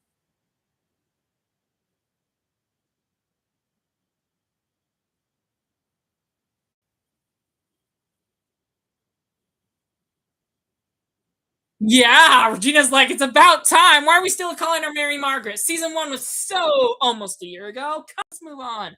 No more curse names. Let's use our real names." Everyone knows who they are. Let's not call them by their curse names, even though that was their name for 28 years. And everyone loves the idea of Snow White. Of course, we haven't seen Henry in a while. We've been too distracted by the Hercules plot. Henry, after having a long talk with Quella, lies to Robin Hood about finding anything. He didn't find the maps or anything. So, and Robin Hood is taking his word for it. He doesn't even know Henry's lying. Wouldn't you find that suspicious, Robin? You should know your own stepson by now. I mean, he's not really married to Regina yet. They're just schoolmates, but you know, it's kind of like his stepfather, not to replace Neil or in any capacity. So now, just like Henry's father, I mean, just like Regina's father, we're ending another episode on a good note. Seeing Hercules and Meg move on to the afterlife in a better, more heavenly, celestial like place. So far, only one person has gone to outer darkness or hell or no, and that was the guy that Regina killed on her birthday. So everyone else has been moving on, living happily ever after in heaven, celestially. So anyway, that's good for us. Most people have been moving on to a better place, not a worse one. Meg and Hercules, about to be rewarded by the greatest god in all the realms, Zeus. Hades has fulfilled all his labors and he's going to become a god and immortal. And Meg's going to be immortal with him. They're true lovebirds, unlike Hercules and Snow. Snow already moved on to Charming. So, I mean, let Hercules and Meg fall in love and be married for all eternity. Put them in the reality. Let's put them in the temple so they can be together forever in heaven right now as they're walking into the heaven doors. And there they go, moving on. The bridge that goes over the fiery pit. As long as you don't fall in, you move on to a better place. There they go. And now the clock ticks from 8:16 to 8:17. It just moves every time when someone moves on. Two people technically moved on at that point. You should make it go to 8:18. Actually, you should move 2 minutes down. But it's okay. It's just one little tiny flaw that doesn't matter. Clock doesn't. Time only moves when one person moves on.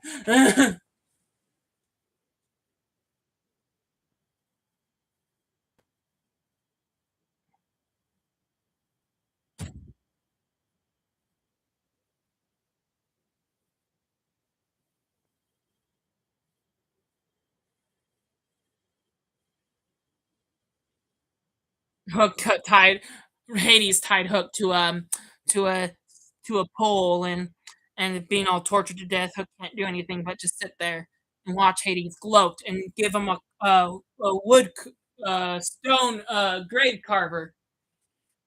And he's thinking that Hades is going to use it on him to make him even more gross than he already is. But no, Hades is not doing that. Hades is giving it to him to for his friends, but not to torture his friends.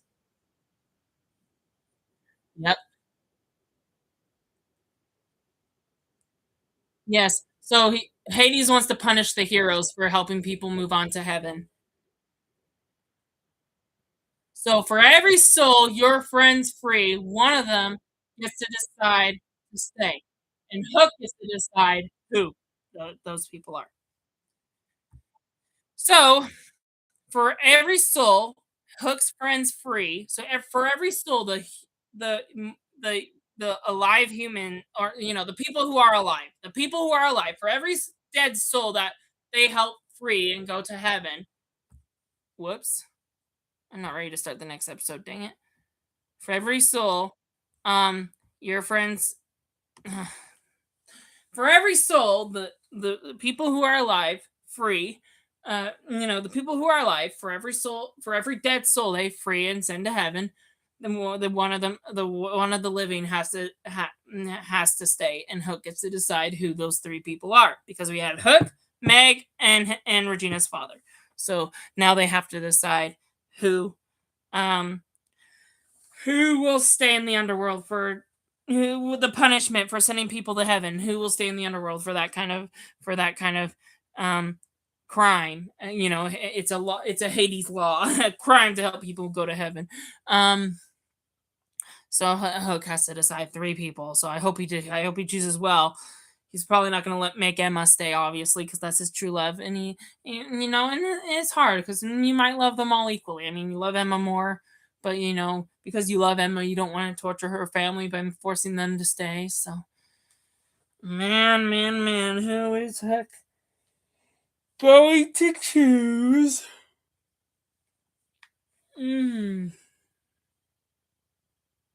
So, anyway.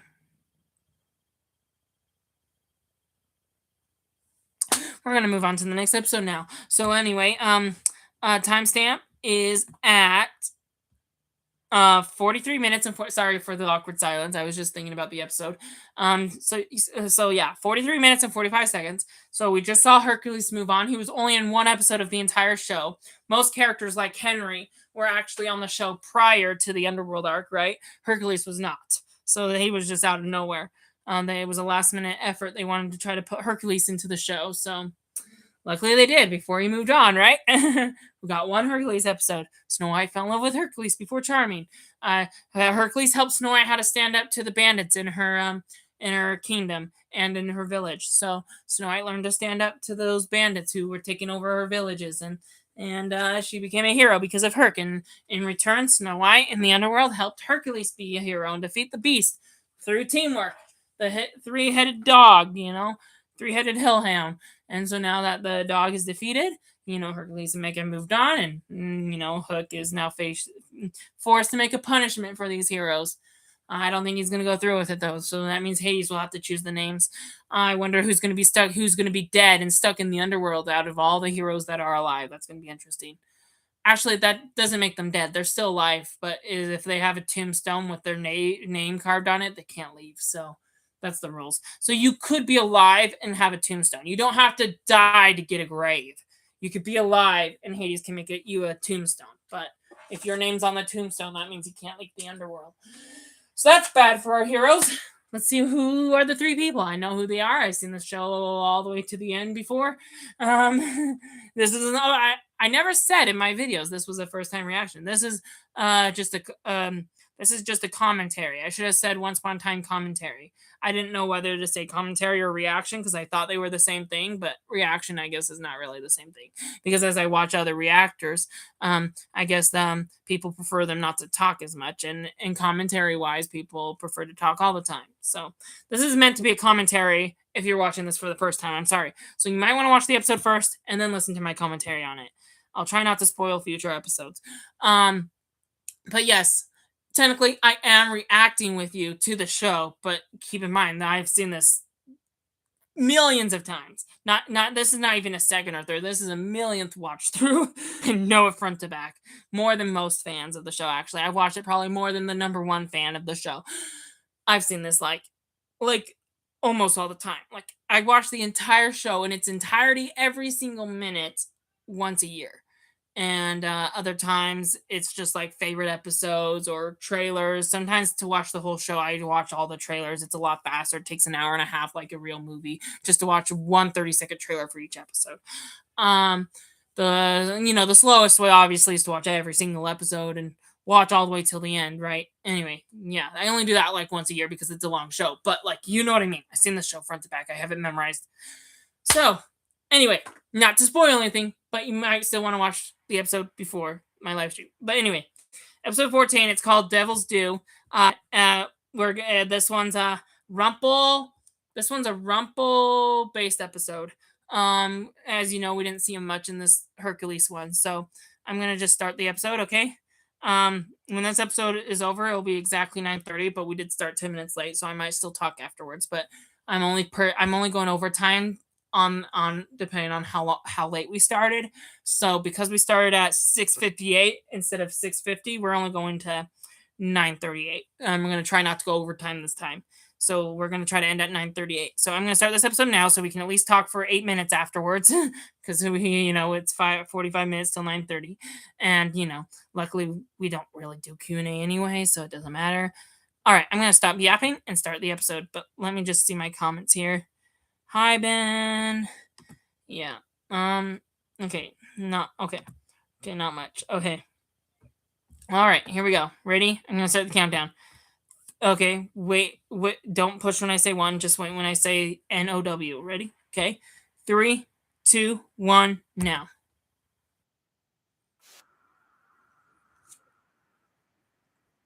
Yep.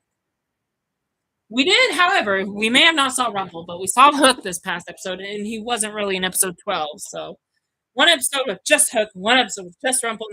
Now we'll get both. Going to finally see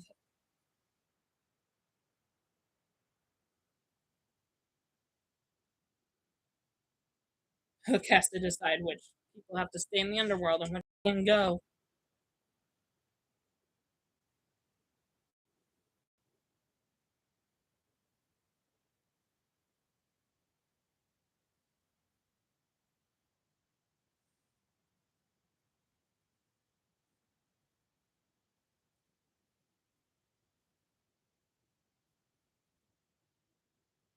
It's none of those at all.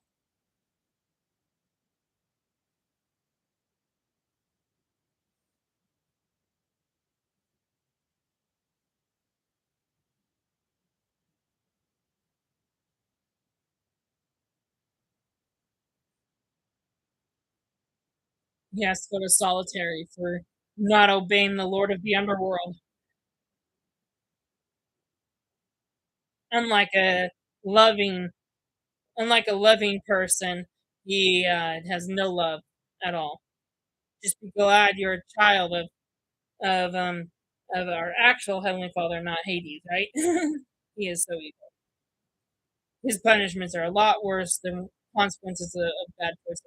So, Hades is just a bad kinda god, so he does represent the Satan kind of character, while Zeus represents, you know, God himself, so if you compare Greek gods ac with, with actually, you know what I mean.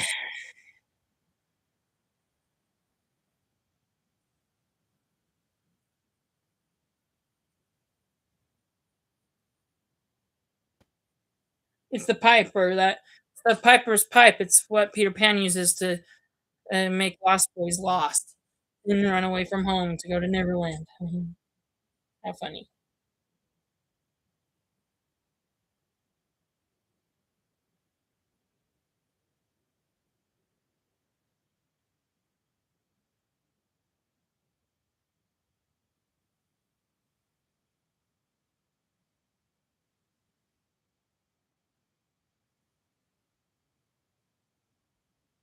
There's the crystal ball. He's gonna try to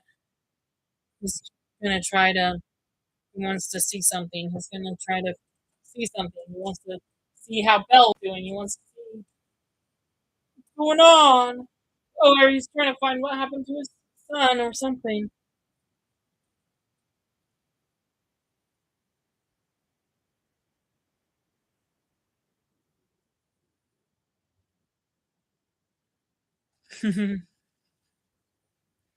Belle's having lunch with Leroy at Granny's. That is not I don't think that's what he wanted to see. Belle's just lonely. He's trying to hang out with someone while Rumple's in the underworld. He breaks the ball because he shatters at the fact that he's seen Belle. I don't know I know why, but for you who are watching this for the first time, I would say, "I don't know why he's doing that." Probably what I said the first time. No, luckily for you guys, if you're ever watching this for the first time, at least you could binge watch it. I was forced to wait week after week, year after year for each season. I was the lucky fortunate to watch it live.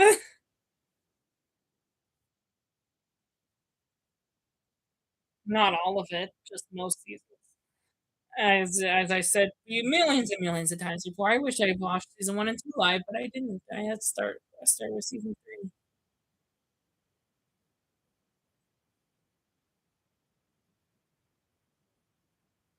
It's kind of funny. The fact that I started with season 3, which starts the half season arcs, that's kind of funny. I miss what the show used to be before the half season arcs, and so it's like for me, and the nostalgic part comes from the half season arcs, and most people don't seem to like that idea. I like that idea. I thought it was weird going back to watch season 1 and 2, and they didn't have those half season arcs. I'm like, Once Upon a Time's known for its half season arcs because season 3 felt like the first season for me. So apparently they're gonna try to save Hook, and Hades has a barrier where no living soul can walk through. But if you have a dead person who's resilient and brave enough, to go through there, you might be able to go through there with just a couple living people.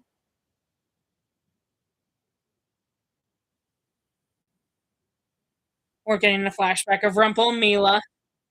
Mila, we have not seen since season 2. She wasn't in season 3, right? Right? No. There was a Bellfire flashback, but not with Mila in it. 4, no. 5, no. Until now, actually. Yep. Mela, it's been a long time since we saw Rumple's first wife.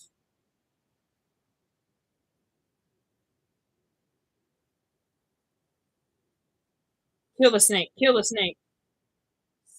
Kill it. Yes. Unfortunately, Bellfire's been banned twice. Look, look, look. Remember how I said everyone has an opposite job in the underworld? Mela, if she was alive, this is her job. This is what her job would have been in Storybrooke. A lifeguard.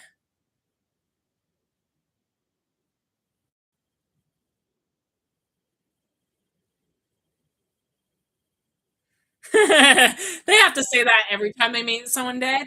They have to explain that they're just visiting, that they're not dead.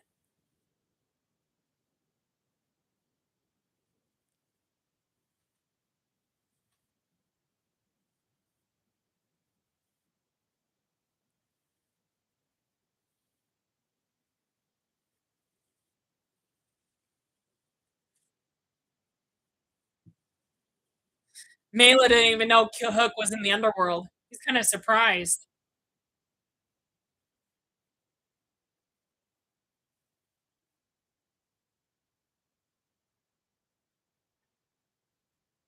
Yeah, I mean, she's the lifeguard. She's like the teacher. She's supposed to have supervision over the kids. She's like teaching a class and carefully getting them across the street. But you got to remember, this is the underworld. They're already dead. You don't need to protect your child. They can get ran over by a car and still be fine. They're already dead. Nothing's worth the loss of a child. So that's sad that they're already dead. But they're already dead. They can't die dead. In the underworld, there should be no law against being run over by a car.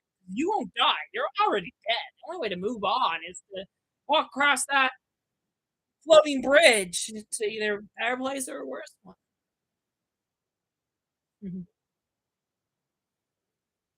For Hook not being able to carve names on the tombstone, Hades is punishing him by putting him in chains, hanging above the river of lost souls. And remember what I said: if you touch it, you'll be lost forever. So that's another place of a place worse than death. You don't just get thrown in the fire furnace like Cora did to that one guy. You could fall in the river of lost souls too. So anyway, if Emma doesn't save Hook in time, Hook's gonna fall into that river of lost souls. The more he loses hope, the further the chains will fall until he touches the river of lost souls.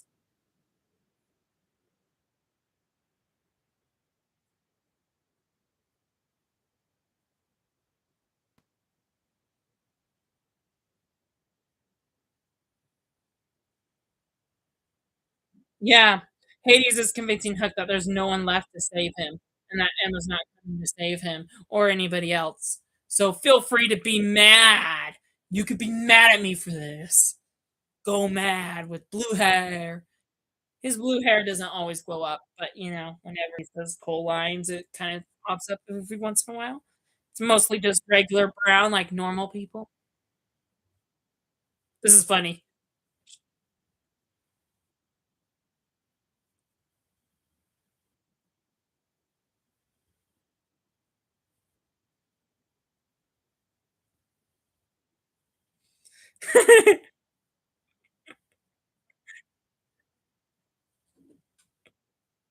That's awkward.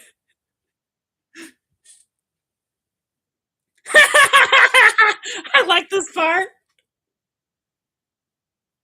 Yes, let's move on before this family tree gets even more disgustingly awkward. Blech. Thanksgiving is not a good holiday. It sucks for once upon a time. Bad holiday, Thanksgiving.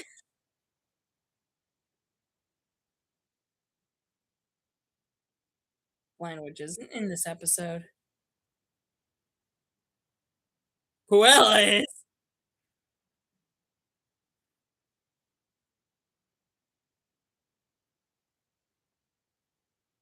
I mean, Cruella should know Regina by now. You guys were trying to turn her into a queen of darkness.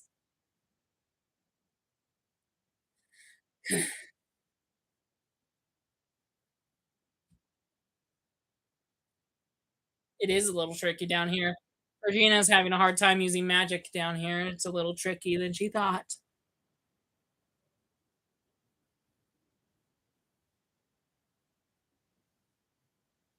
So funny thing, in Emma's house that she just got in season 5 for the first time, living in her parents' basement in season 4, but getting her own house in season 5, her basement concealed the Excalibur. Remember this?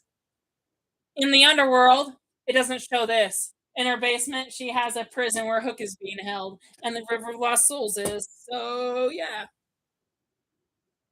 And look, even no one, even as far as villains taking over people's jobs, this is another one like Snow White's apartment that isn't being used. Emma's house is not being used by anybody right now. It's just waiting for her to die and move in.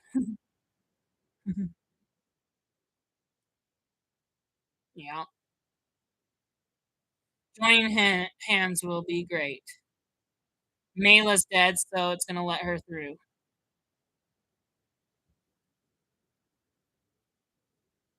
Yep, don't let go. Had a protection spell on it, and it worked. You just brought Dead Soul with you to help you get through that potion spell. Yeah, you're one step closer to hell, Rumpel says. Um, the River of Lost Souls, I guess, pretty much is hell, pretty much. Like I said, the underworld is kind of like the spirit world, not the three kingdoms of glory. I wouldn't compare it to that. So really, we're not in hell. We're in the spirit prison. And the River of Lost Souls is an example of a worser place that can be called hell. Same with the fiery pit that the guy was thrown into. So when I say a better place or a worse one, that's heaven and hell. But this is the spirit world under.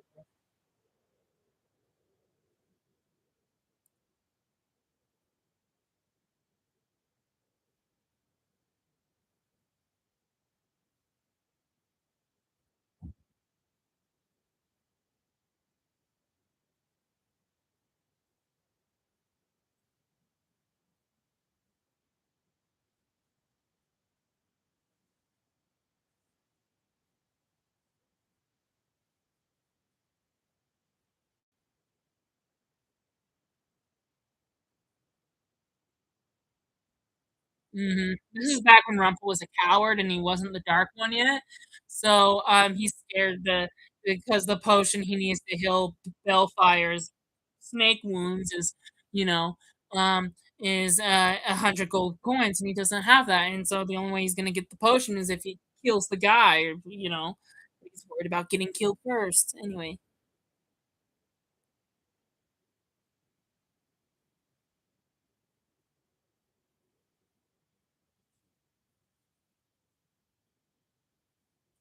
Rumple doesn't even know about this.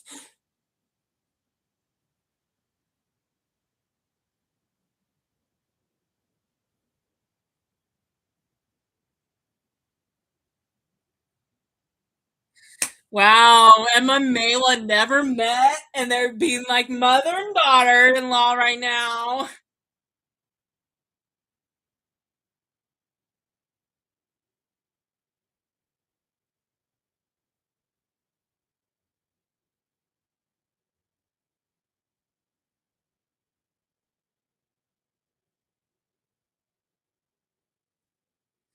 I mean, Hook did move on. He fell in love with Emma, and so I mean, I think Mela would understand if Hook chose Emma over her, right?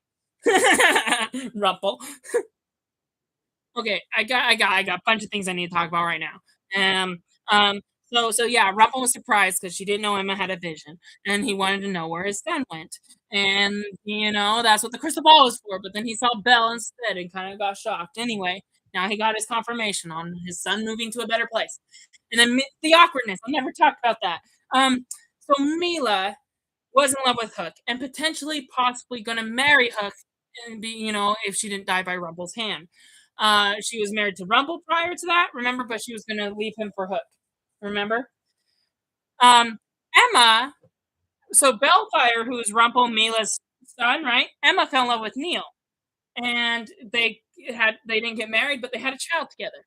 And then Emma falls in love with Hook, who doesn't age because of the curse, so he's like the same age, when Neil catches up to his age. Anyway, because of the time dilation and curse stuff, right? And if Hook was going to be a stepfather to Bellfire, it's kind of awkward because, like you have this woman who fell in love with two people, and Emma's kind of stealing both of them from her. She didn't fall in love with her own son. That's weird, but like, you know what I mean. You know what I mean, in a mother and son kind of way.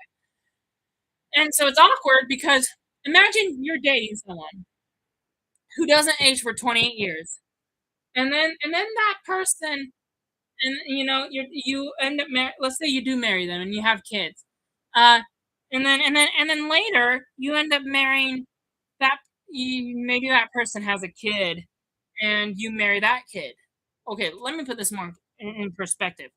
um you're Emma Swan, right? You marry the son of a wonderful group of family members, right?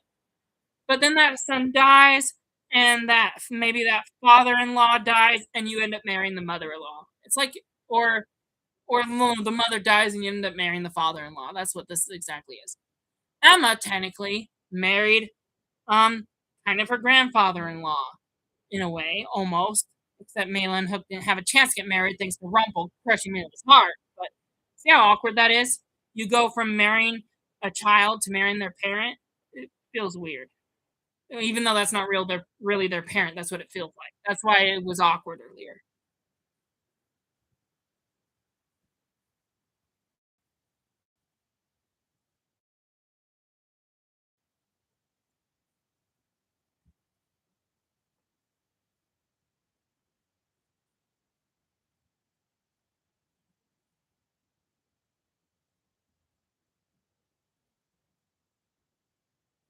Rumple, be brave. Go in there, kill the guy, steal the antidote, and give it to Neil.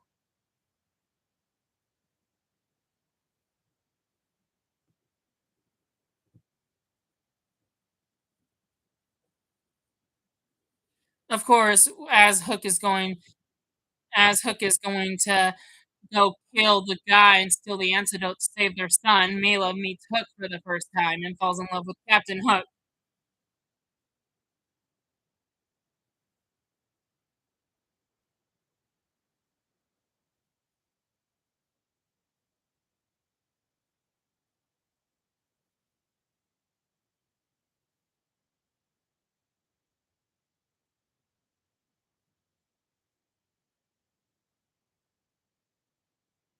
This is how Hook and Mela met. That's kind of cool. We never got to see how they met for the first time.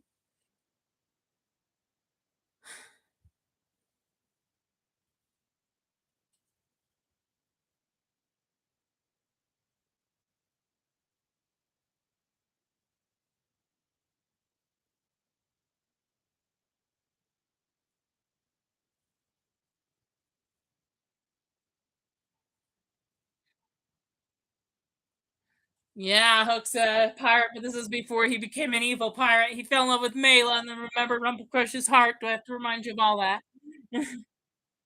Rumple didn't crush Hook's heart. Rumple crushed Mela's heart. That would have been a total different story. A couple of other things we didn't mention. Let's see.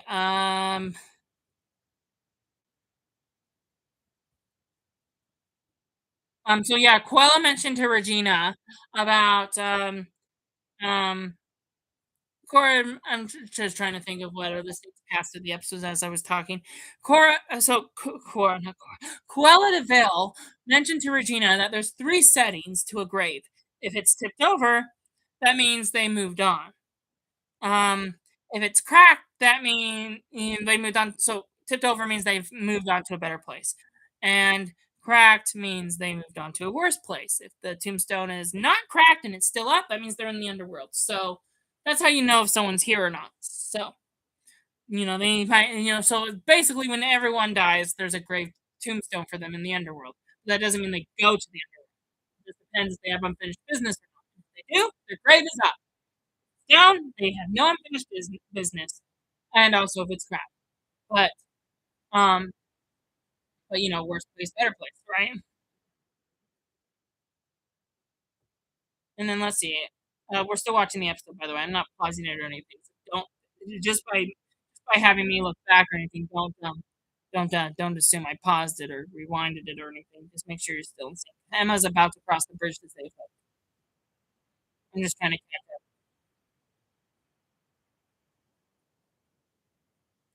So after Quill and Regina, Rumple and Mela and Emma finally cross the river of lost souls on a boat without touching it, right? Obviously. And on the other side of the river, they reach a tunnel to where Hook is being held, and they go to save Hook.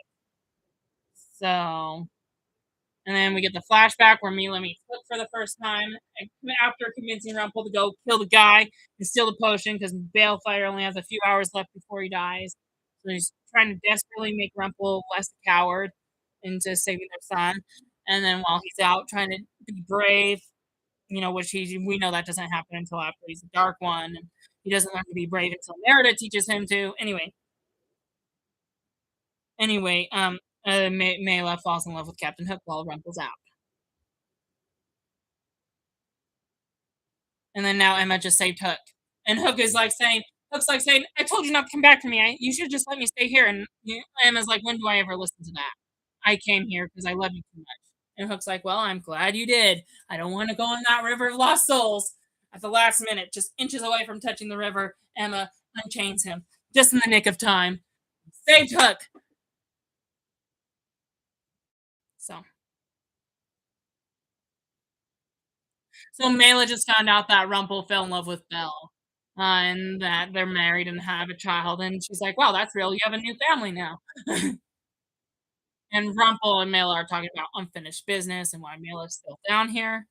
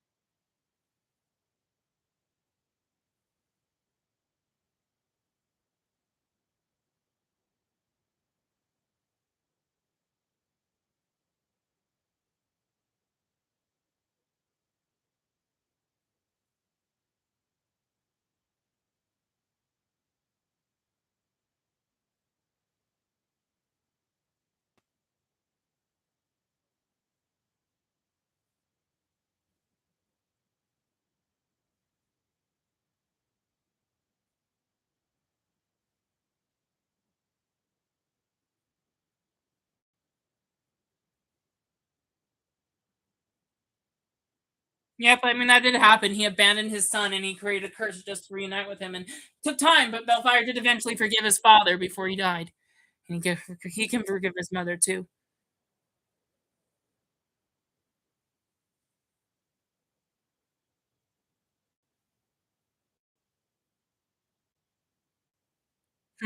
Mela was like Mela and Rumple are having a heart-to-heart conversation. Rumple's like, "Hey, when you do move on to a better heaven and you meet and you run into Bellfire, because families can be together forever kind of thing, right? Just tell him that, uh, uh, he learned it from his papa, that I love that Rumpelstiltskin misses him, right?" Yeah, Mela can do that. Because I mean, Rumple does love him just as much as Mila does. They share that same child. Mhm.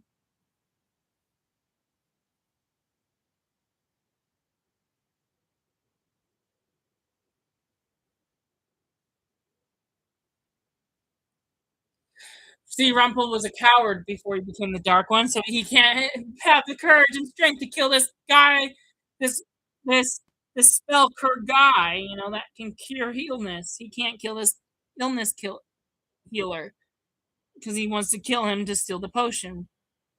And he can't do it. He's just a coward. He's too scared. He doesn't want a potion to kill him. He doesn't want a potion to kill himself. So he doesn't want to Rumple. The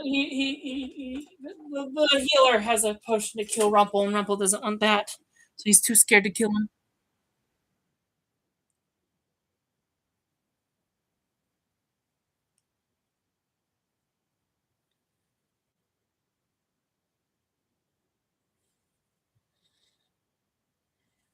Oh, that's how Rumple does.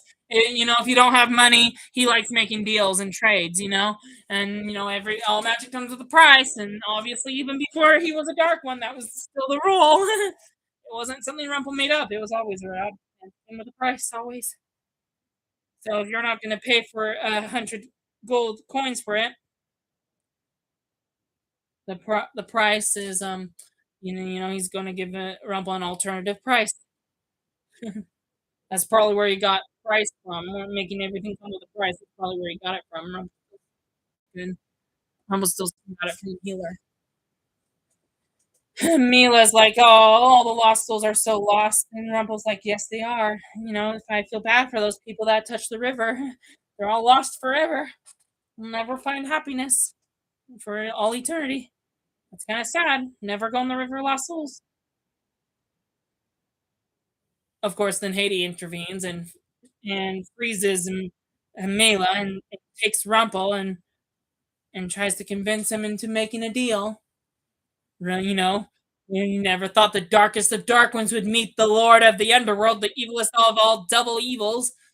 Wow, Rumpelstiltskin and the Dark One and Hades working together. Imagine the Devil and the Dark One working together. That's kind of double evil right there. Again, the evilest of the whole show.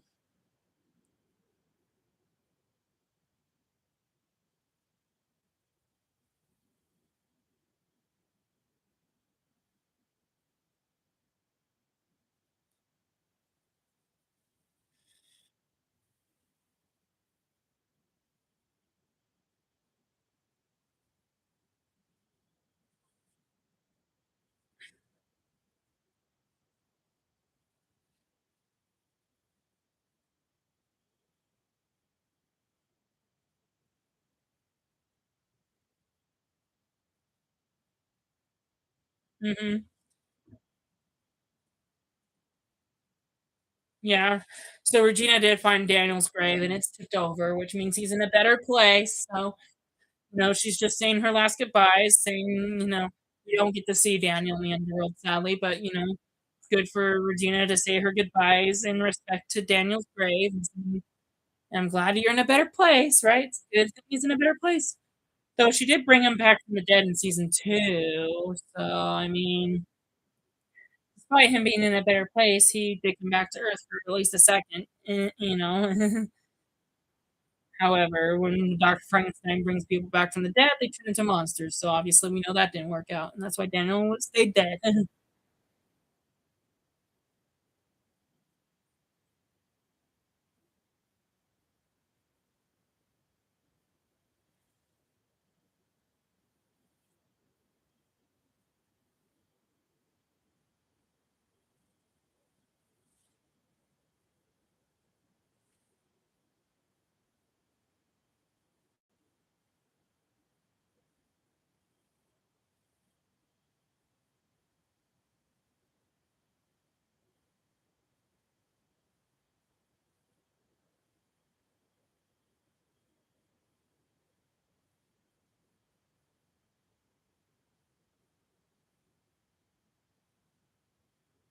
Wow.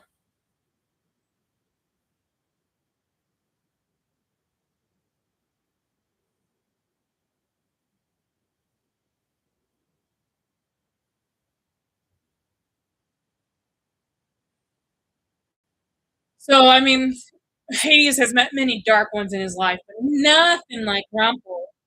And he's trying to make a deal with Rumple. And what's happening is that he wants Rumple to sink the boat because it's the only way they could get out of here. You know, it's the only way they can go back home.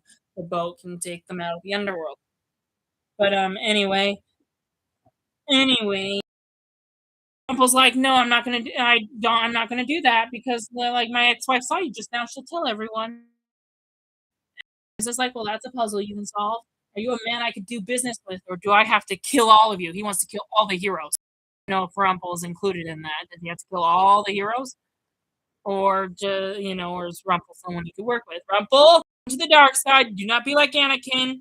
You may have lied to Belle about being the Dark One again, and you might have been selfish, but there's still not too late to do the right thing. Please, please don't do this. Anyway, back to the flashback.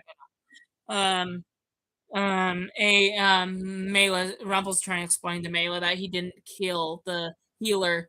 The healer offered him another deal. The deal is that I could give you cure to heal your child, but you owe me your second born. So since you don't have the 100 gold coins to pay him, the deal, you get to make a deal instead, which is you give up your second born child to save Belfire's life. Now Rumple thought it was good because we don't have a second child, but Mela is like, "Thank you for destroying my future," maybe she wanted to have another child, you know? I mean, she did just fall in love with Hook behind Rumple's back, and so, Mila's kind of upset because not only she can't just have another child with Rumple, but if she has one with Hook, she has to sell her child to the healer. Anyway,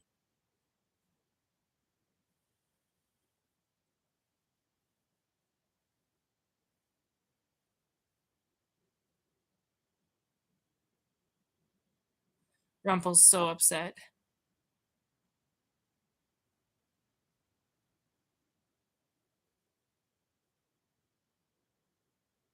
Mhm. This is when Mela starts leaving Rumple for Hook. She secretly sneaks out, um, to, be with Hook, and when Rumple finds out, it's not pretty, right? Because he crushes her heart. I mean, he finds out that Hook has his wife, but he's not the Dark One yet, and then when he does become the Dark One and find out that she's still alive, he kills her.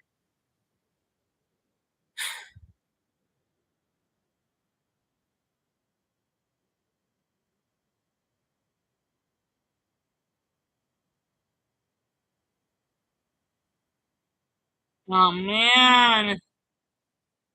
Rumple! Yes. So yes, Rumble was bad in both the past and the present. He ruined the chance of having more kids with Mila, and for Mila to have more kids with Hook or Rumple, and and then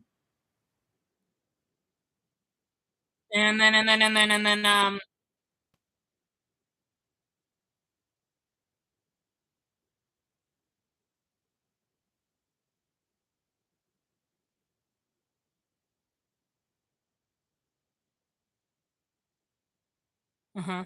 Anyway, so yes, so Rumple came back out taking on Hades's Rumble came out taking Hades' deal and killing the boat and throwing Mila in the river of lost souls so she could be lost forever.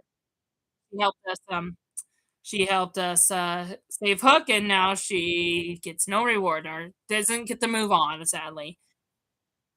And then yes, Hades has much to answer for because Hook just came out not knowing Mila was here, and then after finding out Mila was here, Hook was like, Mila was here? No, no, I didn't. I wanted to see her." And and Hook wants to make Hades pay for that now. He's like, Hades has much to answer for. Revenge on Hades. Of course, if Mela was still alive and they had a heart-to-heart conversation, I bet Mela would understand that Hook moved on to Emma, right? Yeah. And we wanted to save Hook. Otherwise, Captain Swan is over. We can't ship them anymore, so we gotta save Hook. He can't move on. He can't go to a better or worse place. We gotta get him back alive. He's the only person who's allowed to come back alive. Pan, stay dead. Cora, stay dead. Everybody, stay dead. Just bring Hook back. Regina finally got her magic back. She healed the horse, that probably had Daniel's spirit in it. And, just for Daniel to show his respect and saying his goodbye to Regina, he becomes that horse. And once Regina heals the horse, you know, it's the last reminder of Daniel saying goodbye and move on to Robin Hood. And, anyway, the horse giddy ups away. And Regina throws a fireball just to show that she has her magic back.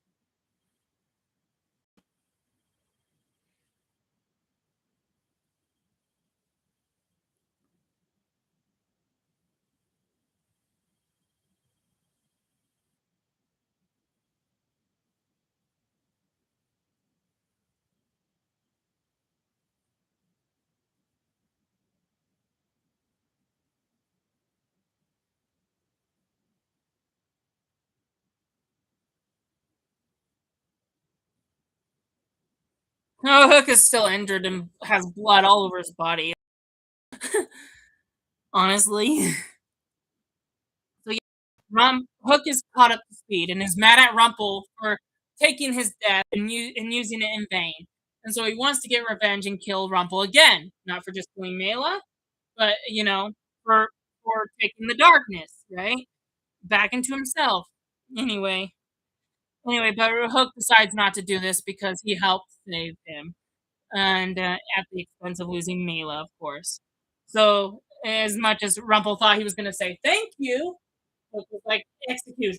I'm not going to say thank you for this, but we're even for now. We're on agreeable terms. I'm not going to kill you for this. No more revenge for Hook. He's not the villain he once was. So anyway, but yes, Emma and Hook tried to do the heart split and it didn't work. So yes, they lost their way out of the underworld. They're stuck in the underworld now, and they can't even share a heart. There's something wrong. They have some problems to solve, and that involves defeating Hades. Right, and then they just found out that that three other names just turned out on the tombstone. Regina, Emma Swan, and Snow White are now stuck in the underworld. They're not dead, but they're tied to a tombstone, so they can't leave it when everyone else can. Rumple just decided, well, you guys found a whole new way to fail. I'm out. Going back to the shop. So Rumple's no longer an assistant to help them because now they're stuck in the underworld. Saving Hook was worthless and it was a waste of time because then the price for saving Hook, everything comes with a price. Remember, just like the magic potion to heal Neil, um, or Bellfighter, the price was to be stuck in the underworld. So again, yes, I bet you're wondering why did we just save Hook in just 3 episodes? Isn't this supposed to be a 4-week arc? Isn't this supposed to be 11 episodes long? Didn't we take 9 episodes to save Henry and Peter Pan? Why did saving Hook sound so easy? We're not done with the underworld arc. We can't just end in one night, right? Well, you got to remember. You got to remember that Hades. There's other things you could do with the Hades in the underworld.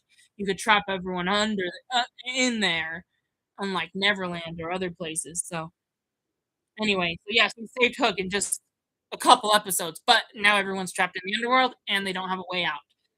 So that's where we are for pretty much the rest of the season, trying to find a way out and defeating Hades. Because even if we find a way out, Hades can destroy it. So we have to find a way to defeat Hades, destroy him, and then find a way out, and find a way for Hook to stay alive. So yes, so yes, so yes. If you thought the season was going to be focused on saving Hook, it's not. It's focused on trying to get out of the underworld. So that's what these 11 episodes are on.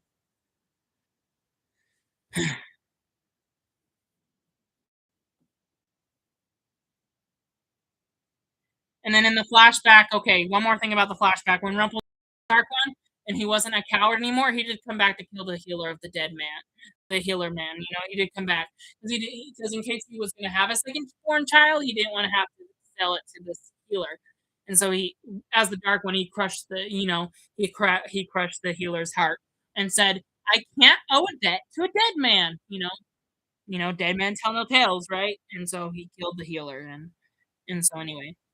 And then Rumpel comes to have hate because Rumpel and Hades made a deal, and Hades promised to send Rumpel back to Bell after they saved Hook, and Hades is going back on his deal because he's a villain, and that's what villains do. They always go back on their deals, and Rumpel's upset about this.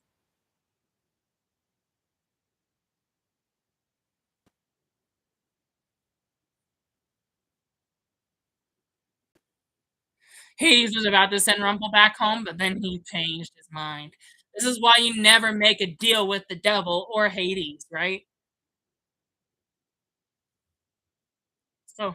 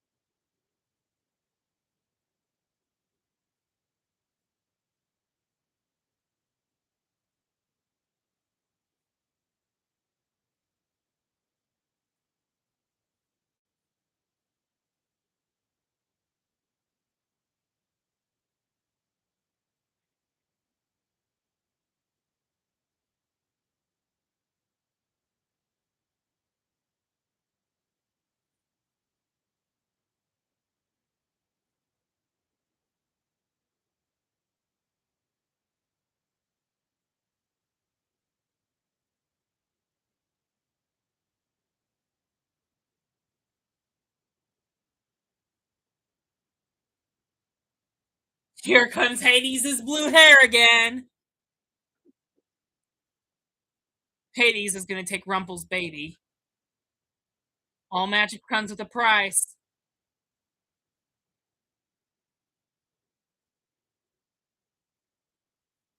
Oh, now Rumpel is forced to work with Hades.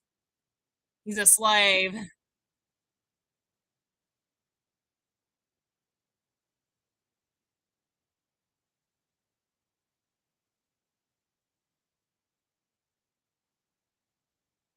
That's the end of that episode. I'm going to explain what just happened in just a second. All right. I don't want to play the next one though. So hang on.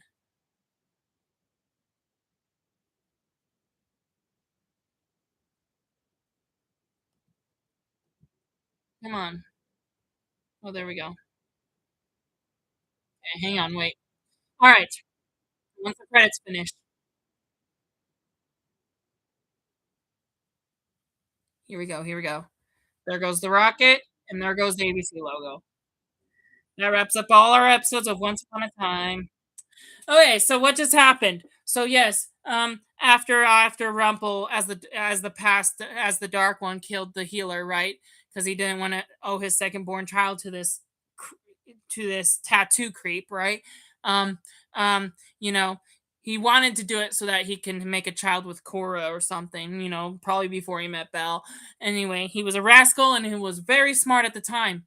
But death doesn't qualify a contract down here. Yes, if you have a contract, you have to fulfill your debts, right?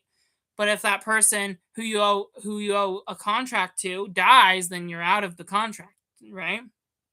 Unless they sell it to someone else.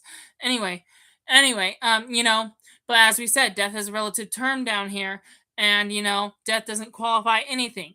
If you think that escaping your problems means killing your enemy, it doesn't work down here. The underworld is death itself. If you die, this is where dead people go. So there is no death in the underworld. If you want to get rid of someone, you just have to send them to a worse place. Get them for and you don't have control on what judgment they get. So you have no advocate in whether they go to a worse place or a better place. So really, there's really nothing you could do other than maybe throw them in the river of lost souls. That's probably it, right? You can't really kill someone in the underworld unless they're alive and visiting like these heroes are. They came alive to save Hook. They didn't kill themselves. They didn't commit suicide to go save Hook from the underworld. They actually traveled down there live in the flesh. But anyway, so yes, you can't owe a debt to a dead man, but that's not true in the underworld. So what happened was, as Hades was trying to figure out why Rumpel was conjuring a vision of Belle, and he found out that through Rumpel's thinking, Rumpel wasn't trying to conjure a Belle. He wanted to know where his son went. Luckily, Emma gave him that information. But before that happened, before Emma told him about the vision in front to Mela in front of him, he wanted to know what happened to Bellfire, and so he conjured a crystal ball that would tell him. However, because he wasn't specific on which son he was talking about, because as if he had more than one son, right? It conjured an image of Belle, which meant Belle was pregnant and was conceived with a boy child. Probably, normally when you don't know that you're pregnant, you don't even know the sex yet. That's after you've known you were pregnant. But due to magic, you could find out the sex a lot earlier in the pregnancy. So yes, Hades found out that Rumpel was going to have a baby child. Belle's pregnant, and yes, they're married. So yes, they're legally allowed to have a child. And so anyway, Belle's pregnant, and Belle doesn't know that yet. But anyway, what was I going to say? Yes. So yes, when Rumpel was trying to conjure an image of his son, it showed him the wrong son in Belle's belly. And that's what shattered the ball. And so anyway, Hades was like, this is an image of your child, your next child, you know. So anyway, yes, he made a deal. Rumpel made a deal with the devil and was almost going to go back to Belle. Hades was almost going to fulfill his end of the bargain by sending him back to Belle. But he decided to back out when he found out that Rumpel was trying to figure out where his son went, and decided, after much history, of almost selling his second born to heal his first son, Bellfire. What happened was, he decided to talk to the contractor, the person that when Rumpel was the immortal Dark One the first time before he died, and before Emma was the Dark One, when this was pre-curse, before the season 1, right? In Channel Force flashback, when the healer died, he came straight to the underworld with unfinished business, and Hades decided to contact him and decide to make a deal with him. It was probably an easy deal because all magic comes with a price. Hades probably was able to pay it. He signed over. He decided to steal the contract. He signed he made a deal with the healer to give him the contract. And so now Rumpel owes Hades his second born child for healing Bellfire, even though Hades wasn't the one who offered him the cure to heal Bellfire's snake poison. Anyway, he has the contract now. So he just signed. So the healer just signed over the contract to Hades. And all magic comes with a price, and the price for this the price for this transferable contract. The price for this transferable contract is that Rumpel has to now work for Hades. And so anyway, and so, otherwise Hades will take his second born child, which is in Belle right now. So anyway, yes, Rumpel's forced to work with Hades, and it's kind of disappointing. It's kind of disappointing now because now he's forced to do he's a slave to Hades, and he has to do whatever Hades commands him. Imagine you got into a tough situation and ended up spending eternity forced to do all of Satan's biddings. You had no choice, no agency to escape from his wrath, and you had to do everything he said, even if it was against the Lord and his will and following the commandments. Yeah, now Rumpel's really gone down a dark path. See what happens when you choose to do evil? You end up getting stuck with no way out. Luckily with repentance and stuff, there is always a way out. And once upon a time, we'll eventually show that for Rumpel. But what he always chooses, he keeps choosing the wrong. So anyway, yes, this is the consequences of Rumpel's actions. Basically, he's working with the devil now, Hades. And so anyway, that's pretty much how the episode ended.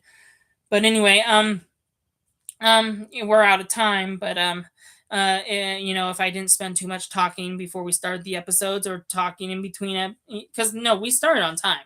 I mean, we didn't, but because I started 8 minutes late, as far as 8 minutes late goes, we started at 7:08. We started pretty much on time. So I thought we would have 15 minutes, but I guess I talked too much in between episodes, between one episode getting over and starting the next one. So I guess we don't have time, but there is a trailer, and maybe in this live stream, I will send the link to it.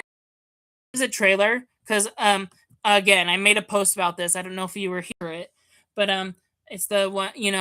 We are way past the one of watching 100 episodes of Once Upon a Time, but in Once Upon a Time's episode count, especially if you look on Wikipedia, the Once Upon a Time Wonderland series does not count. The Once Upon a Time specials, even though we didn't get one this part of the season, they don't count. And so anyway, so what I was saying, I should have said this before, but our 100th episode in this marathon was season 4, episode 15, which we're way past. We're in season 5, episode 15 of season 5 now. That's kind of crazy. We're a whole season 22, 23 episodes ahead. I didn't mention anything. I'm sorry. I meant to. I forgot. But it's not really the 100th episode when you think about it, because Once Upon a Time Wonderland is its own separate series. It's not, it doesn't count episode wise. So if you take away those 13 episodes away, you end up with season 5, episode 4, I believe. Let's see. 16, 17, 18, 19, 20, 21, 22, 23. 1, 2, 3, 4, 5. No, season 5, episode 5.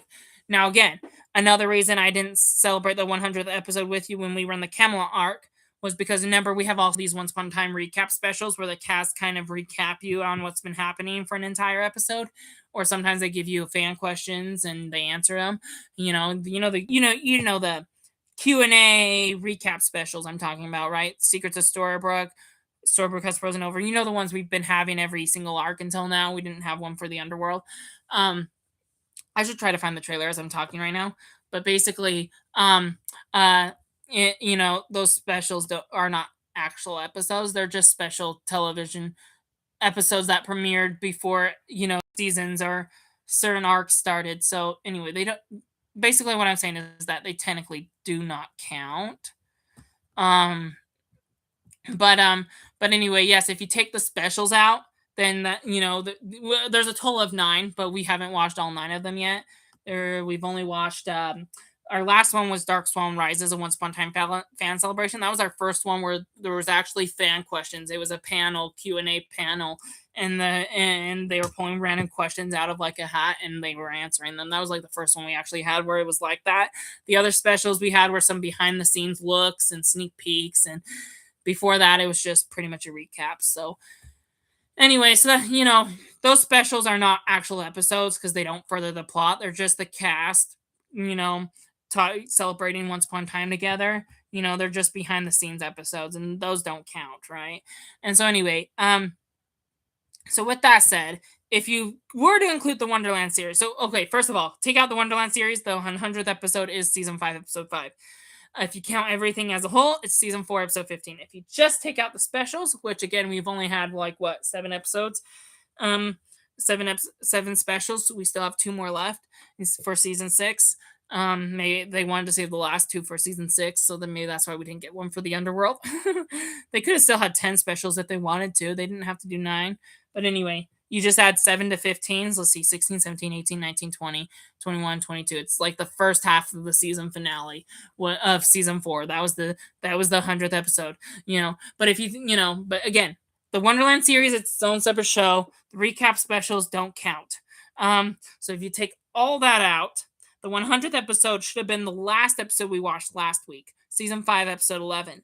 Now, you know how we have had those 2-hour episodes that, are technically one episode but split in half? Most of them were counted as 2 episodes on both ABC and Wikipedia. But the Frozen 2-hour episode was actually 1 episode, and they did not count it as 2 separate episodes, even though it was 2 episodes long and it did get split in half in later additions to streaming services. They did count it as 1 episode for some reason. And so having ABC miscounting on their Once Upon a Time show, the 100th episode was one off, and they Instead of celebrating the winter finale or the end of the Camelot arc as the 100th episode, they wanted to save it for the Underworld. So their 100th episode celebration is the first episode of the Underworld, technically. It's technically not true. It's argumentably the last episode of the Camelot arc. And also, if you want to count the Wonderland series and stuff, it's really in the Queens of Darkness arc. But anyway, that's why I didn't mention it, because it wasn't the true 100th episode. We're just watching other things that are not Once Upon a Time, but are about the Once Upon a Time show or within the Once Upon a Time universe. And so anyway, so yes, for us, we've watched way more than 100 episodes. But for if you were just watching Once Upon a Time on Netflix or Disney Plus, if you were to just watch that show and not Wonderland or anything special behind the scenes, our 100th episode, again, it would have been last night, but counting the Frozen 2-hour movie as one episode instead of two, that was the one we just watched, the first episode of the Underworld, where we got introduced to Cora, Peter Pan, and helping Regina's father move on. So anyway, with that said, we don't have time to watch the trailer, but I'll send you the link before we end the live stream.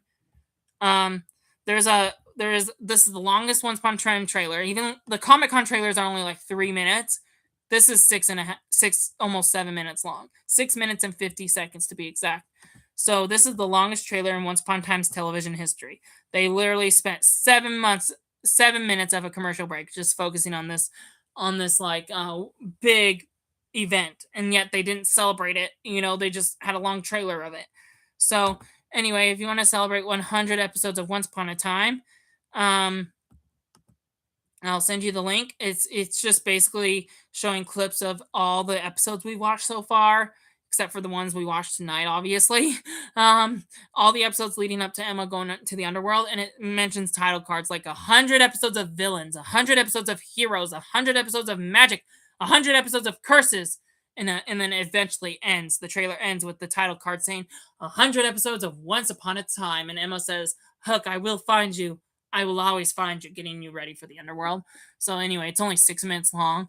That's why it wasn't considered an episode or an episode special in any capacity. So anyway, I was still thinking about watching it after we watched our 3 episodes tonight, but since we're out of time, I'll just send the link. And just in case no one was listening, after all, I am about to end the live stream, so this link won't be in here for long. The comment won't show up until the end of the live stream. I don't know how it is with you guys, but when I rewatch my live streams later on, the comments that were later posted don't show up until they were actually posted in the middle of the stream. So since I'm posted, I should have sent this link out at the beginning of the live stream, so I apologize. So I'm kind of sad that you have to fast forward all the way to the end just to get it, but this is the 100th episode trailer. Click it. I'm going to say this right now. Click it before I end the stream. And I'll give you about 30 more seconds to click that. Otherwise, you're just going to have to fast forward to the end again to try to get the link.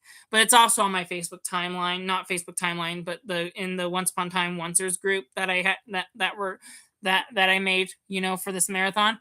It's posted in there, and it's also on my YouTube channel. If you scroll through my post, it's on my on my YouTube channel. The link to the post is to that episode is there too, and it's also in my Once Upon a Time promo playlist. So if you somehow still can't find it, just type up Once Upon a Time 100 episode trailer, and it should show up. So, and the thumbnail is a picture of all the characters in a purplish tree forest, and it's literally titled "Once Upon a Time" with quotation, not Once Upon a Time, but the words 100 episodes is in quotations, and it says Trailer HD.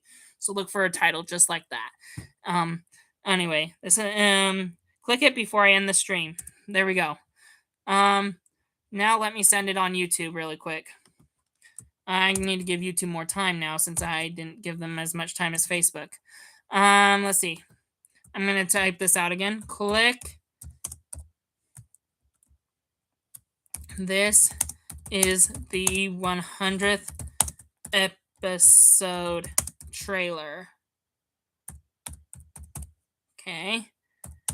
Click it before I end the stream.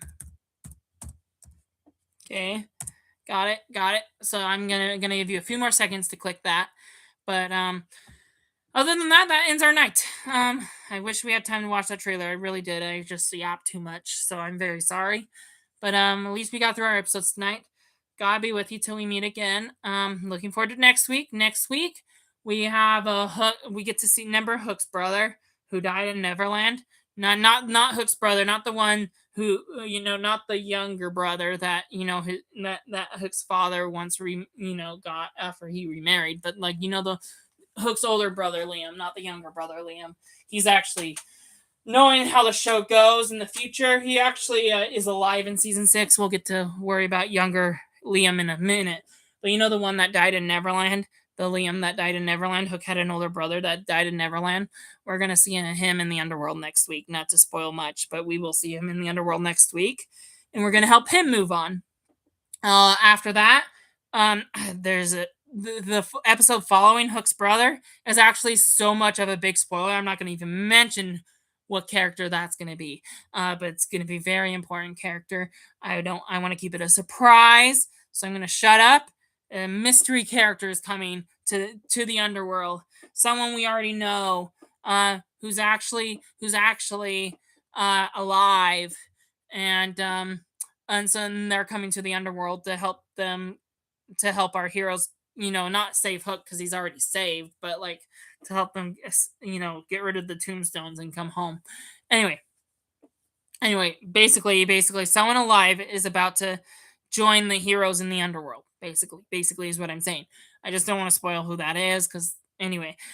So yes, we got a Hook's brother episode, then a mystery episode. I just don't want to spoil.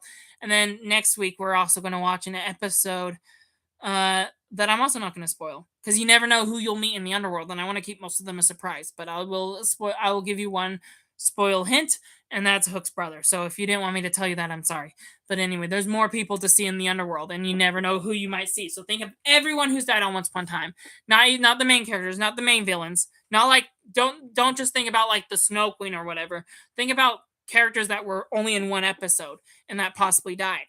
Like, let me give you examples, and these are not people in the underworld, but they could be people that you could be thinking of as we're watching the underworld arc.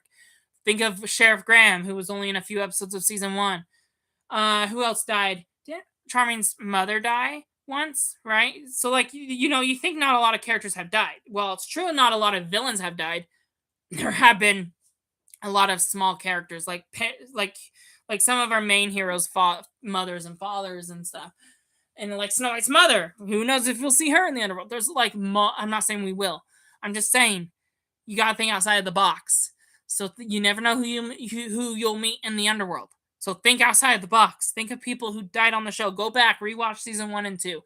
Think of people who died and see and put come up with guesses on who we might see in the underworld. I wish I could say put that in the comments, but I don't think anyone's gonna do that. So anyway. God be with you till we meet again. We're going to end the episode. Again, we went 10 minutes over time as we've been doing the past 4 weeks in a row. I really need to stop. And we got to, our live streams are usually 2 hours and 40 minutes because of that 10 minutes that we start early at 6:50, right? And we usually end at 9:30, not 9:40. It is true, though, that we started 8 minutes late. So if we're going to end at 9:40, I'm glad it's at 9:48, but now it's 9:49. So I'm going to shut up now. All right, guys. God be with you till we meet again. Until next week. I'm only going to say this once. So, YouTube, enjoy an extra few seconds of silence while I end Facebook first. Bye, y'all.